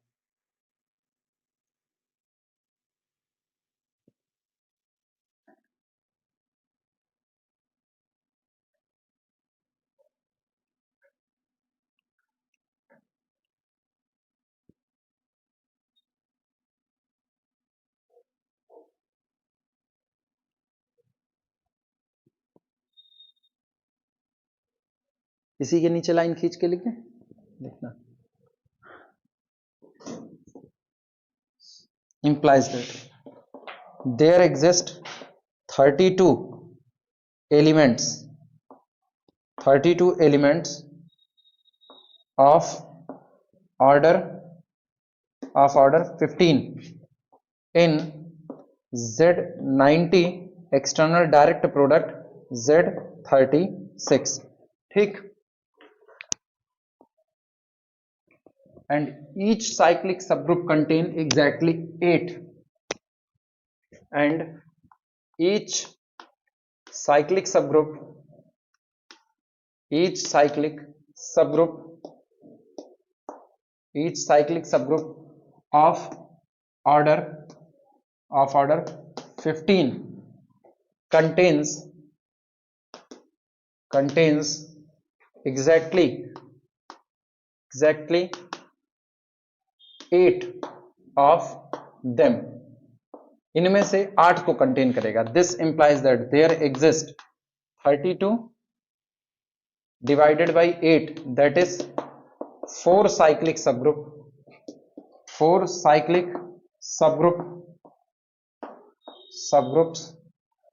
of order 15. इसलिए 15 order के आपके पास एग्जैक्टली 4 साइक्लिक सबग्रुप निकल करके आएंगे.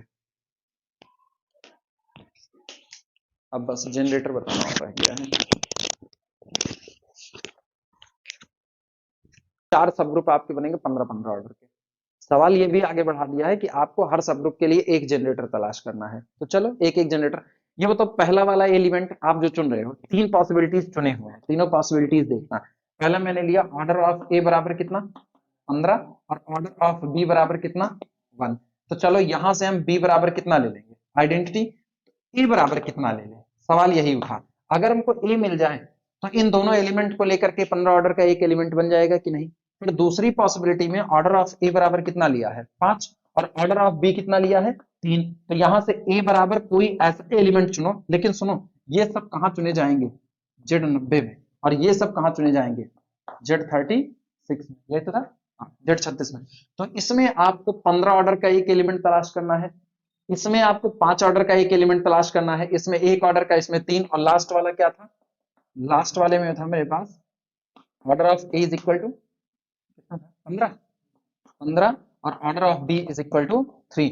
तो ए बराबर कुछ चुन लो और बी बराबर कुछ चुन लो, बस यही. और मेरे को पता है इसमें किसी भी एलिमेंट का ना ऑर्डर निकालने का फार्मूला होता है 90 divided by GCD of power into power common 90. याद आ रहा है, वही अप्लाई करके काम बन जाएगा.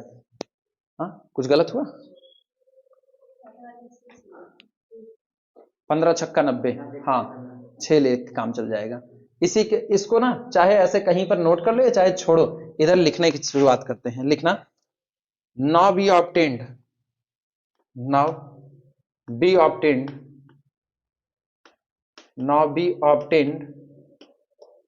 These element. ऑब्टेन करो ज्यादा सही, ऑब्टेन मतलब प्राप्त. Now B obtain these elements. अब हम इन एलिमेंट्स को प्राप्त करेंगे. ठीक, सबसे पहले Z90 में वही फार्मूला लिख देते हैं. In Z90 order of n is equal to 90 upon GCD of 90 comma n. ये रहा, हाँ है ना. चलो 1 बाई 1. सबसे पहले 15 ऑर्डर वाले को उठाना है. तो 15 ऑर्डर वाले के लिए या तो तुम सीधे सीधे चुन लो, अगर दिक्कत ना हो तो सीधे सीधे चुन लो. सीधे सीधे चुन ले, काम खत्म करें ना. छोड़ो ये सब छोड़ो. ठीक, एक A इज इक्वल टू 6. ठीक, implies that order of A is equal to 15 और B इज इक्वल टू कितना, B is equal to identity, और आइडेंटिटी कौन है 0. Implies that order of B is equal to 1. ये है इन Z90 और ये हो जाएगा इन Z36. तो this implies that subgroup generated by order pair 6, 0. ठीक, इस 15 ऑर्डर सबग्रुप कौन, ये आ गई फिर 15 ऑर्डर 15 ऑर्डर सबग्रुप बाहर एक तो फूल खुला है, वही देख देख करके बनाई जुटी पड़ी, बना बना कुछ नहीं पाएंगे, बस खाली आएंगे दिखाने के लिए। हाँ, तो सोच लेना, बिना आए मानेगी नहीं। पुरानी आदत है वही जाके।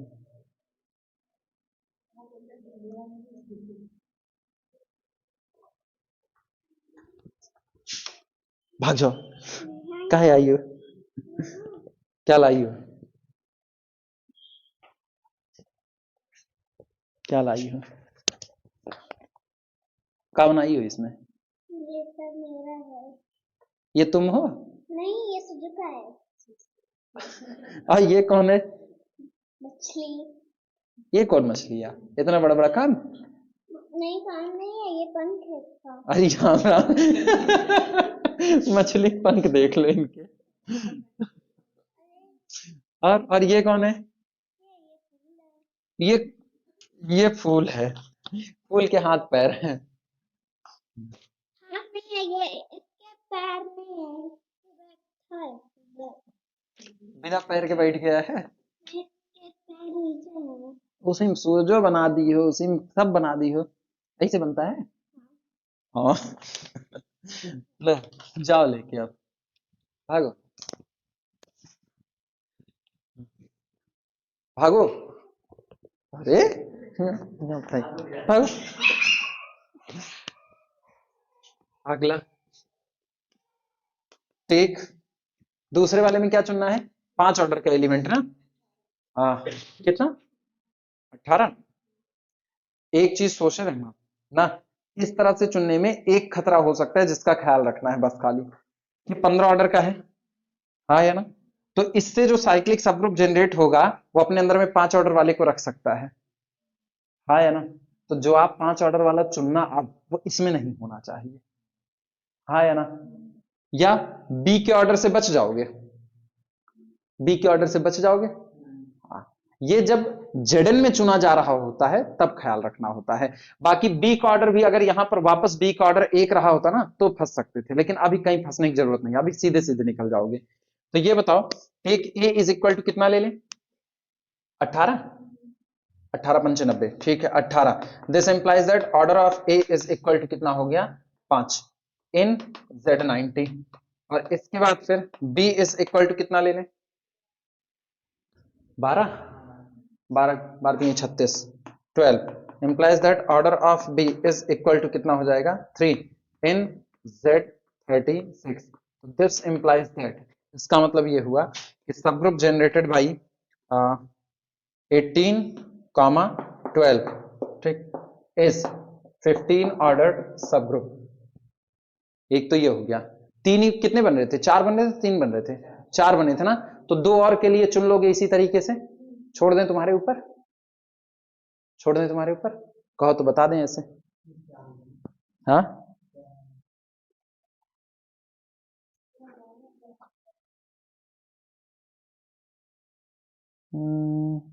6 24 18 12।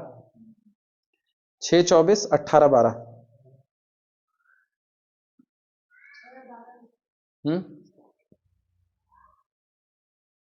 6 और 12। 6 और 12 कर सकते हैं, कोई दिक्कत नहीं, कर सकते हैं। तो बाकी दोनों वैसे ही लिख लो, सिमिलरली वी कैन फाइंड।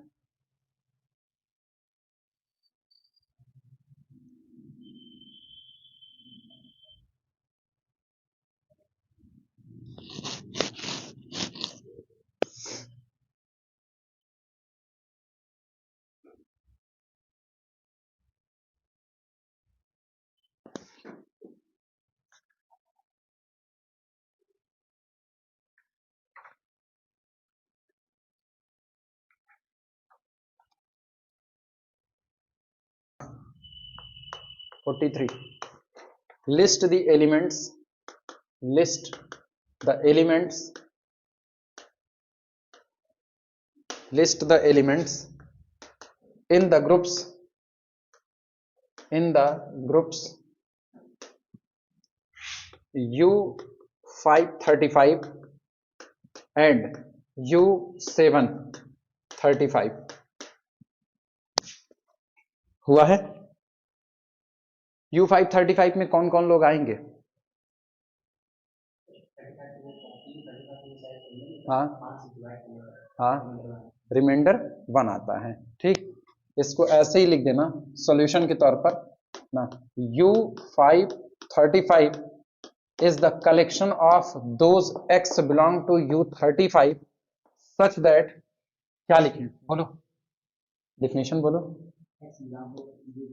हाँ, ये लिखा हुआ है, only those x can be selected which belong to U35 such that x modulo 5 is equal to 1, सही, और चाहे x कॉन्ग्रुएंस 1 मॉडुलो 5, ये हो गया। और इसी तरीके से U735 is equal to collection of those y belong to U35 such that y modulo 7 is equal to 1। ठीक, अब U35 पूरा लिख डालो, और U35 लिखने के बाद चेक कर लो 5 से डिवाइड होकर के रिमाइंडर 1 कौन दे रहा है, 7 से डिवाइड होकर तब रिमाइंडर 1 कौन दे रहा है। बोल दे, लिखोगे? बोले, हम U35 नहीं लिख रहे कि लिखें U35, वो तो खुद से बना सकते हो ना, तो लिख लो U535 लिख लो, इसको लिख लेना यहीं पर 1,6, 1,6, 11, 16, 26, 31 हो गया। इसके लिए लिख लो, बोला जाए 1, 22, 29, 1, 2, 29, 7 एक के साथ एक 8, 8 वाला छोड़ दीजिए, 8, 8, 8 और 35 को प्राइम है ना,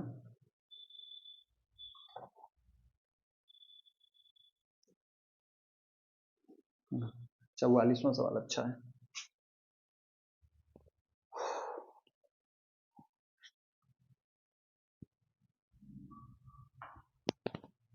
प्रूव और डिस्प्रूव, या तो साबित कीजिए और या तो इनकार कर दीजिए। 44 लिखना, प्रूव और डिस्प्रूव, प्रूव और डिस्प्रूव, प्रूव और disprove that U40 external direct product Z6 is isomorphic to U72 external direct product Z4, external direct product Z4, ये रहा।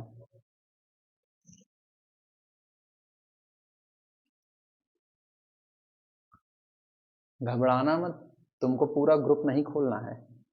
अब यहां पर ना उस लॉजिक का इस्तेमाल करना है जब आप इनको किसी आइसोमॉर्फिक एक्सटर्नल डायरेक्ट प्रोडक्ट के फैक्टर पर तोड़ करके लिख रहे होगे। क्लियर हुआ? क्योंकि जब ऐसी चीजें नजर आए, भाई हम U72 थोड़ी ना निकालेंगे, हम U40 थोड़ी निकालेंगे, हम इनको ब्रेक करेंगे। याद आया है ना, UM क्रॉस N, M और N आपस में को प्राइम हुआ करते थे, तो ये आइसोमॉर्फिक वाली कैटेगरी में जाकर के गिराते थे इनको। बस वही काम अपने को करना है। सॉल्यूशन में सबसे पहले दोनों ग्रुप को बारी बारी तोड़ो, तब काम बनेगा। सॉल्यूशन देखना, U40 है ना, U40 external direct product Z6, ठीक। This can be written as 8 पंचे 40, तो U8 into 5 external direct product Z6। अच्छा, इन दोनों को बता देना ये दोनों कैसे हैं, relatively prime, relatively prime,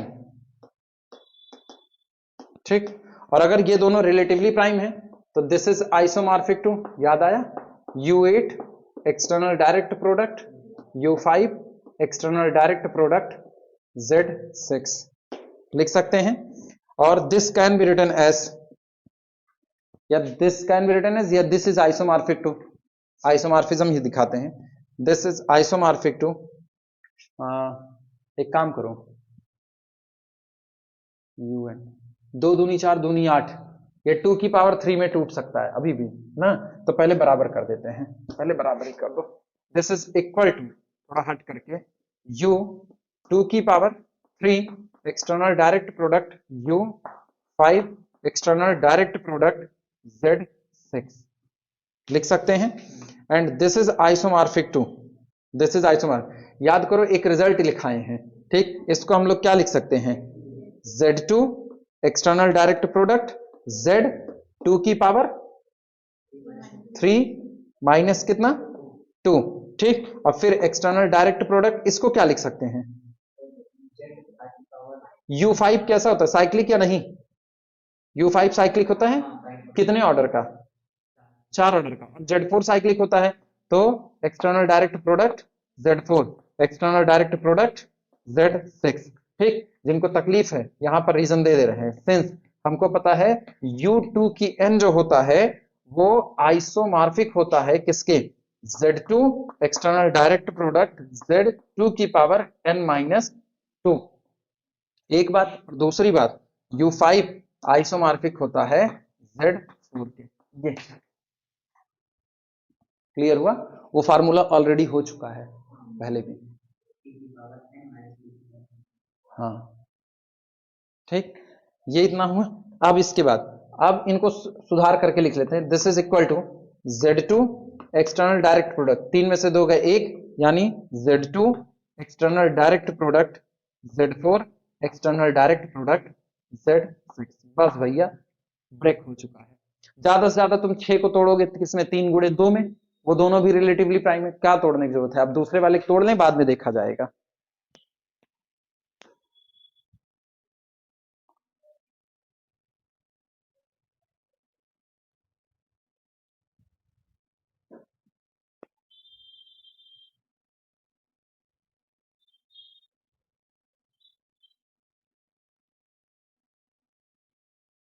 option में ऐसे सजा दें कौन सा आइसोमॉर्फिक है कौन सा नहीं है, ब्रेक करना है ब्रेक करके निपटा दो।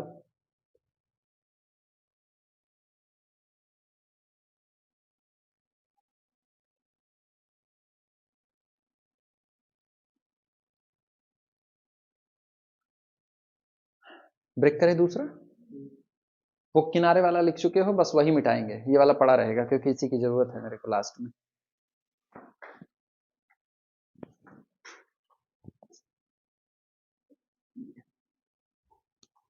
देखना, अब दूसरा वाला ग्रुप उठाओ, दूसरा वाला कौन है, U72 external direct product Z4,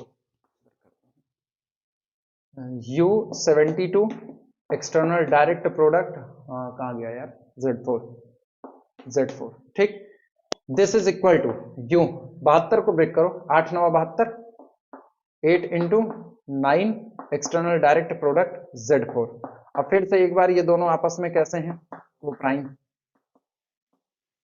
को प्राइम, अब को प्राइम है तो इसका मतलब this is isomorphic to U8 external direct product U9, ठीक, एक्सटर्नल डायरेक्ट प्रोडक्ट Z4, ये हो गया। अच्छा फिर इसको ब्रेक करो, this is equal to U2 की power 3 external direct product U 3 त्रिका 9 3 की power 2 external direct product Z की Z4, ठीक, and this is isomorphic to, इसको फिर पुराने वाले तरीके से Z2 external direct product Z2 की पावर 3 माइनस 2, यह हो गया, और फिर एक्सटर्नल डायरेक्ट प्रोडक्ट, भैया P की पावर M वाला याद है, UP to the power M, याद आया, तो ये किस में ब्रेक होगा, ये Z की पावर कितना, P की पावर N माइनस P की पावर N माइनस 1 था ना, तो ये हो जाएगा ZP कितना है हमारे पास 3 है, तो 3 की पावर 2 माइनस 3 की पावर 2 माइनस 1, ये रहा, और एक्सटर्नल डायरेक्ट प्रोडक्ट Z4 आ तो रहा होगा ना,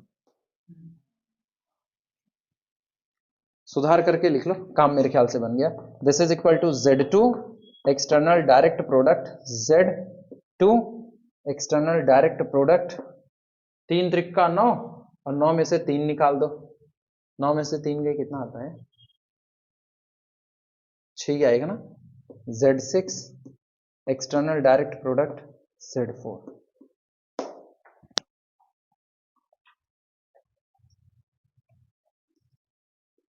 क्या दोनों आइसोमॉर्फिक हैं,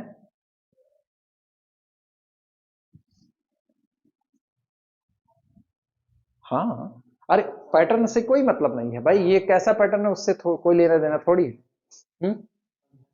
क्या सवाल हुआ है? हाँ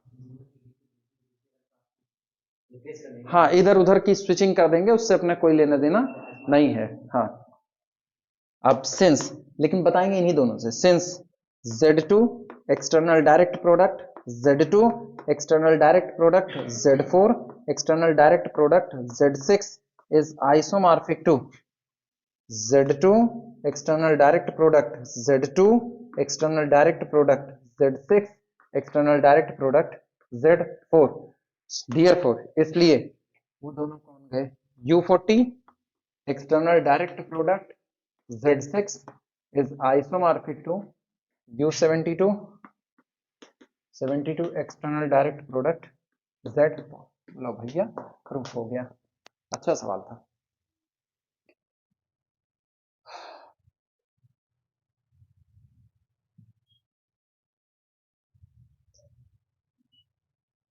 इसकी प्रॉब्लम नंबर 29,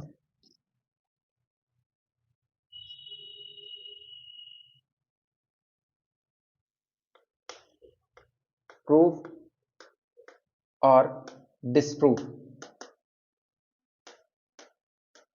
प्रूव और डिसप्रूव दैट सी स्टार वही सी नॉट आपका हैज अ सब ग्रुप, हैज अ सब group, has a subgroup isomorphic to isomorphic isomorphic to Z2 external direct product Z2।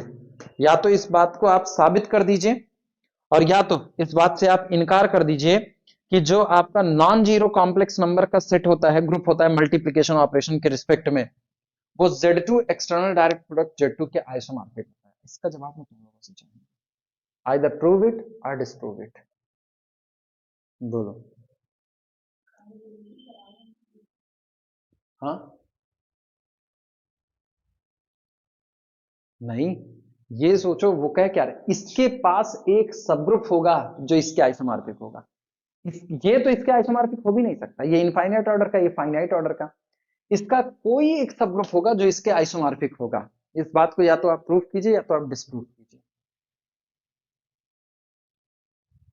और उम्मीद करते हैं जवाब मिल जाएगा।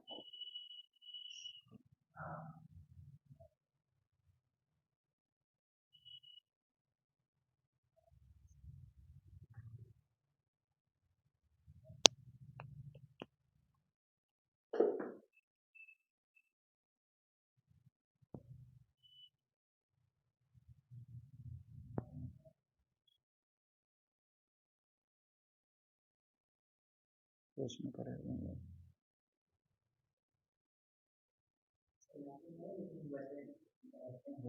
मैपिंग किससे लोगे, सब ग्रुप तो तुमने बनाया ही नहीं।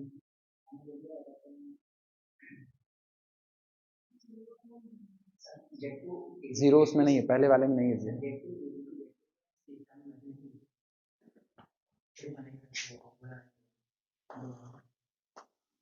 चलो बना दिया, बोलो।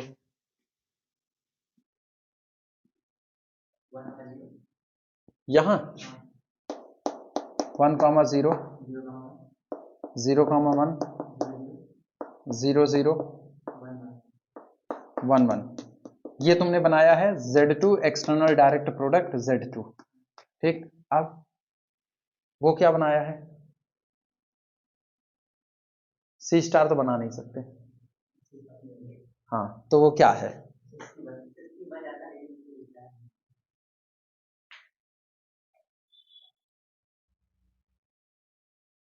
फंसे नहीं हो, सोच नहीं पा रहे, फंसे नहीं हो, बहुत आसान है।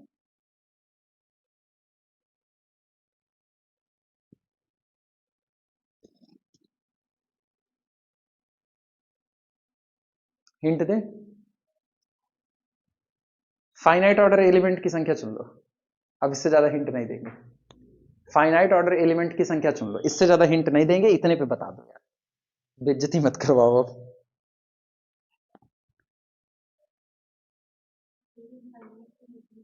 किसका? हाँ, अभी नहीं पकड़ पा रहे। एक सब ग्रुप डिजाइन करना है 2 ऑर्डर का, एक सब ग्रुप डिजाइन करना है 4 ऑर्डर का, एक्चुअली 4 ऑर्डर का, क्योंकि ये भी कितने का है? 4 ऑर्डर का है। ठीक, तो इधर भी 4 ऑर्डर का एक सब ग्रुप चाहिए, और उस 4 ऑर्डर के सब ग्रुप की या तो आइसोमॉर्फिक हो जाए और या तो ना हो। मेरे को यहां पर इसका एक पार्ट चाहिए, ये आपका है सी स्टार, मेरे को यहां पर एच चाहिए, और ऑर्डर ऑफ एच कितना चाहिए? 4, क्योंकि order of Z2 cross Z external direct product Z2 है कितना? 4। और इसको या तो इसके आइसोमॉर्फिक दिखा दो और या तो आइसोमॉर्फिक ना दिखाओ, यही इतना काम है। अब तुम एक चीज गौर करो, 4 ऑर्डर का सब ग्रुप या तो अबेलियन होगा या तो नहीं होगा। अरे, 4 ऑर्डर का सब ग्रुप या तो साइक्लिक होगा या तो साइक्लिक नहीं होगा। ये तो पक्की बात है साइक्लिक नहीं है, तो आपको भी नॉन साइक्लिक ही बनाना पड़ेगा, हाँ या ना? तुम इसको, ये वाला जो तुम एच बना रहे हो, ये सब ग्रुप जनरेटेड बाय आयोटा तो नहीं हो सकता है, क्योंकि ये तो साइक्लिक हो जाएगा। क्लियर हुआ कि नहीं? तो आपको 4 ऑर्डर का चाहिए। अब तुम ये अपने दिमाग से सोचो, अगर ये 4 ऑर्डर का सब ग्रुप बन जाता, अगर 4 ऑर्डर का सब ग्रुप बन जाता, तो पहली बात तो आइडेंटिटी तो रखता ही रखता, ये तय बात है। इसके बाद ये 3 एलिमेंट रखता, और उन तीनों एलिमेंट का ऑर्डर कितना रखना पड़ता? 2 रखना पड़ता, क्योंकि यहां भी एक एलिमेंट आइडेंटिटी छोड़ दो तो बाकी ये तीनों लोगों का ऑर्डर कितना है? 2 है। और मेरे को सी स्टार में 2 ऑर्डर का केवल एक एलिमेंट मिलता है, कौन सा? -1। केवल -1 टू दी पावर 2 करोगे तो ही अब बनाएगा, और किसी में आता नहीं।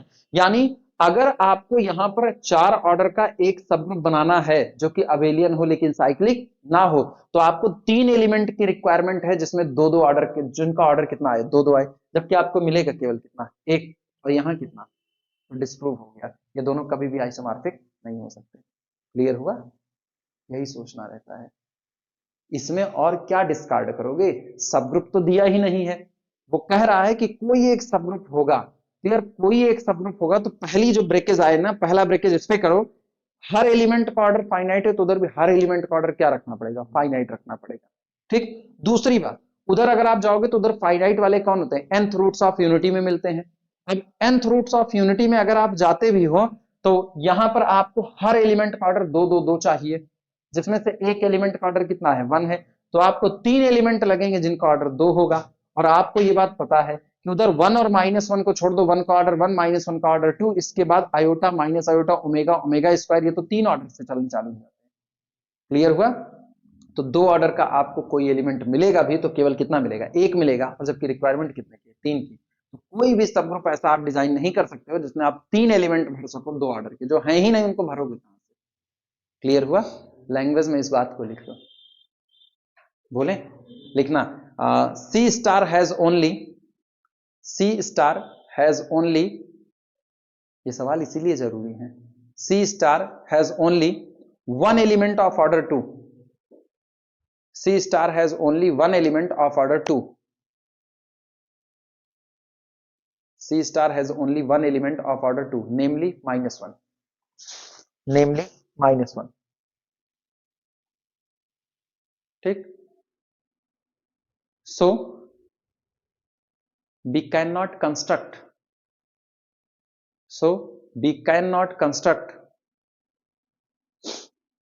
so we cannot construct a subgroup, so we cannot construct a subgroup of order 4, so we cannot construct a subgroup of order 4 with exactly, with exactly 3 elements of order 2, with exactly 3 elements of order 2। इसलिए हम ऐसा कोई भी 4 order का सब group नहीं बना सकते हैं जिसमें एग्जैक्टली 3 एलिमेंट हो ऑर्डर 2 के। क्लियर हुआ? सो इन सी star, so in C star there does not exist any subgroup,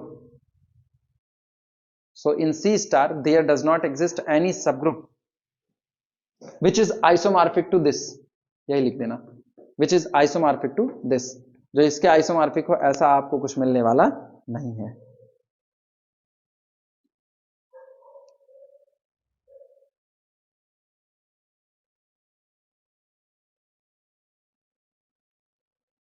clear हुआ?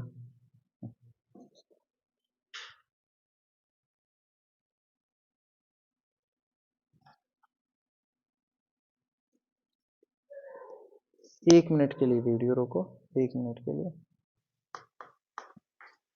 If a group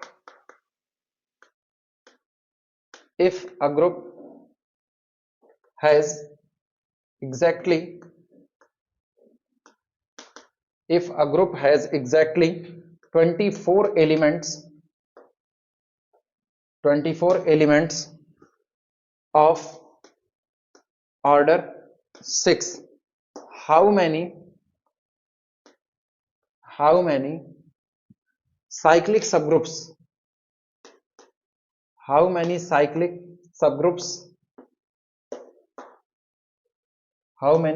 subgroups of order 6 does it have?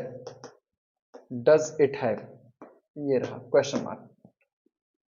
करें, एक ग्रुप दिया गया है जिस ग्रुप के पास एग्जैक्टली 24 एलिमेंट हैं, जिन 24 एलिमेंट का ऑर्डर कितना है? 6 है। हाउ मेनी साइक्लिक सब group of order 6 does it have? तो ये अपने पास 6 ऑर्डर के कितने साइक्लिक सब ग्रुप रखेगा?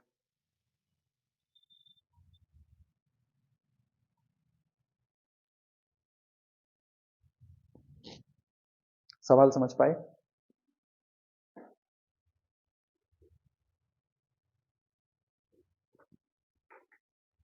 इफ अ सब group has capital 24 elements of order 6, ये आपका एक ग्रुप दिया गया है, ठीक, कैपिटल जी, इसके A1 A2 A3 बाकी एलिमेंट हैं, उनसे लेना देना नहीं है, लेकिन ये 24 एलिमेंट ऐसे हैं जिनमें से हर एक का ऑर्डर कितना है? 6 है। तो आपसे पूछ रहा है कि आपके पास 6 ऑर्डर के, अब भाई एलिमेंट का ऑर्डर 6 है, तो एलिमेंट का ऑर्डर 6 है, तो एक एलिमेंट को लेकर के साइक्लिक सबग्रुप बन सकता है कि नहीं बन सकता? तो 6 ऑर्डर के कितने साइक्लिक सबग्रुप वो रखेगा, यही आपसे पूछा हुआ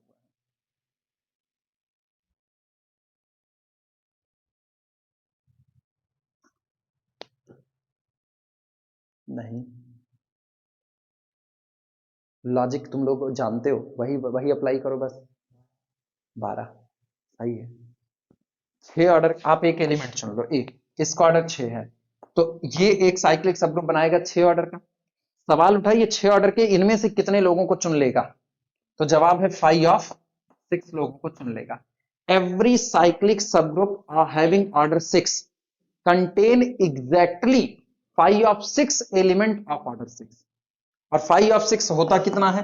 ये होता है 5 of 3 into 2, that is equal to 5 of 3 into 5 of 2, और 5 ऑफ 3 होता कितना है? 2, और into 1 that is equal to, मतलब आप एक साइक्लिक सबग्रुप बनाओगे तो इनमें से 2 6 ऑर्डर के एलिमेंट अपने पास कंटेन कर लेगा, 2 लोगों को। तो सोचो ये है कितने टोटल? 24, और एक बार में कितने इंगेज हो रहे हैं? 2, तो 24 divided by 2 that is equal to 12। यही है इसका जवाब। 12 साइक्लिक सबग्रुप बनेंगे जिनका ऑर्डर 6 होगा। क्लियर हुआ? कैसे लिखोगे लैंग्वेज? लैंग्वेज में कैसे जाओगे? कुछ भी टूटा फूटा जो तुम्हारा मन के बोल दे, लिख लो। बोले लिखना, since every cyclic group, since every cyclic सब ग्रुप लिखना, ग्रुप नहीं, सिंस एवरी साइक्लिक सब group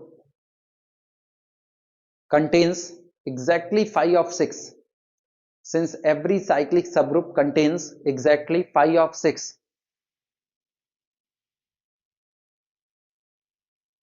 that is 2 elements of order 6, that is 2 elements of order 6, ठीक। so number of cyclic subgroup is equal to, so number of cyclic subgroup is equal to 24 divided by 2,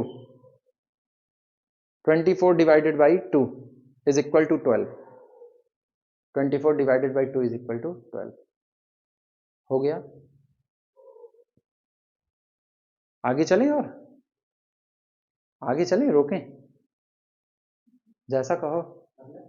अरे मतलब हम कहे आगे चले और पढ़ाएं कि रोकें? हाँ आज के लिए।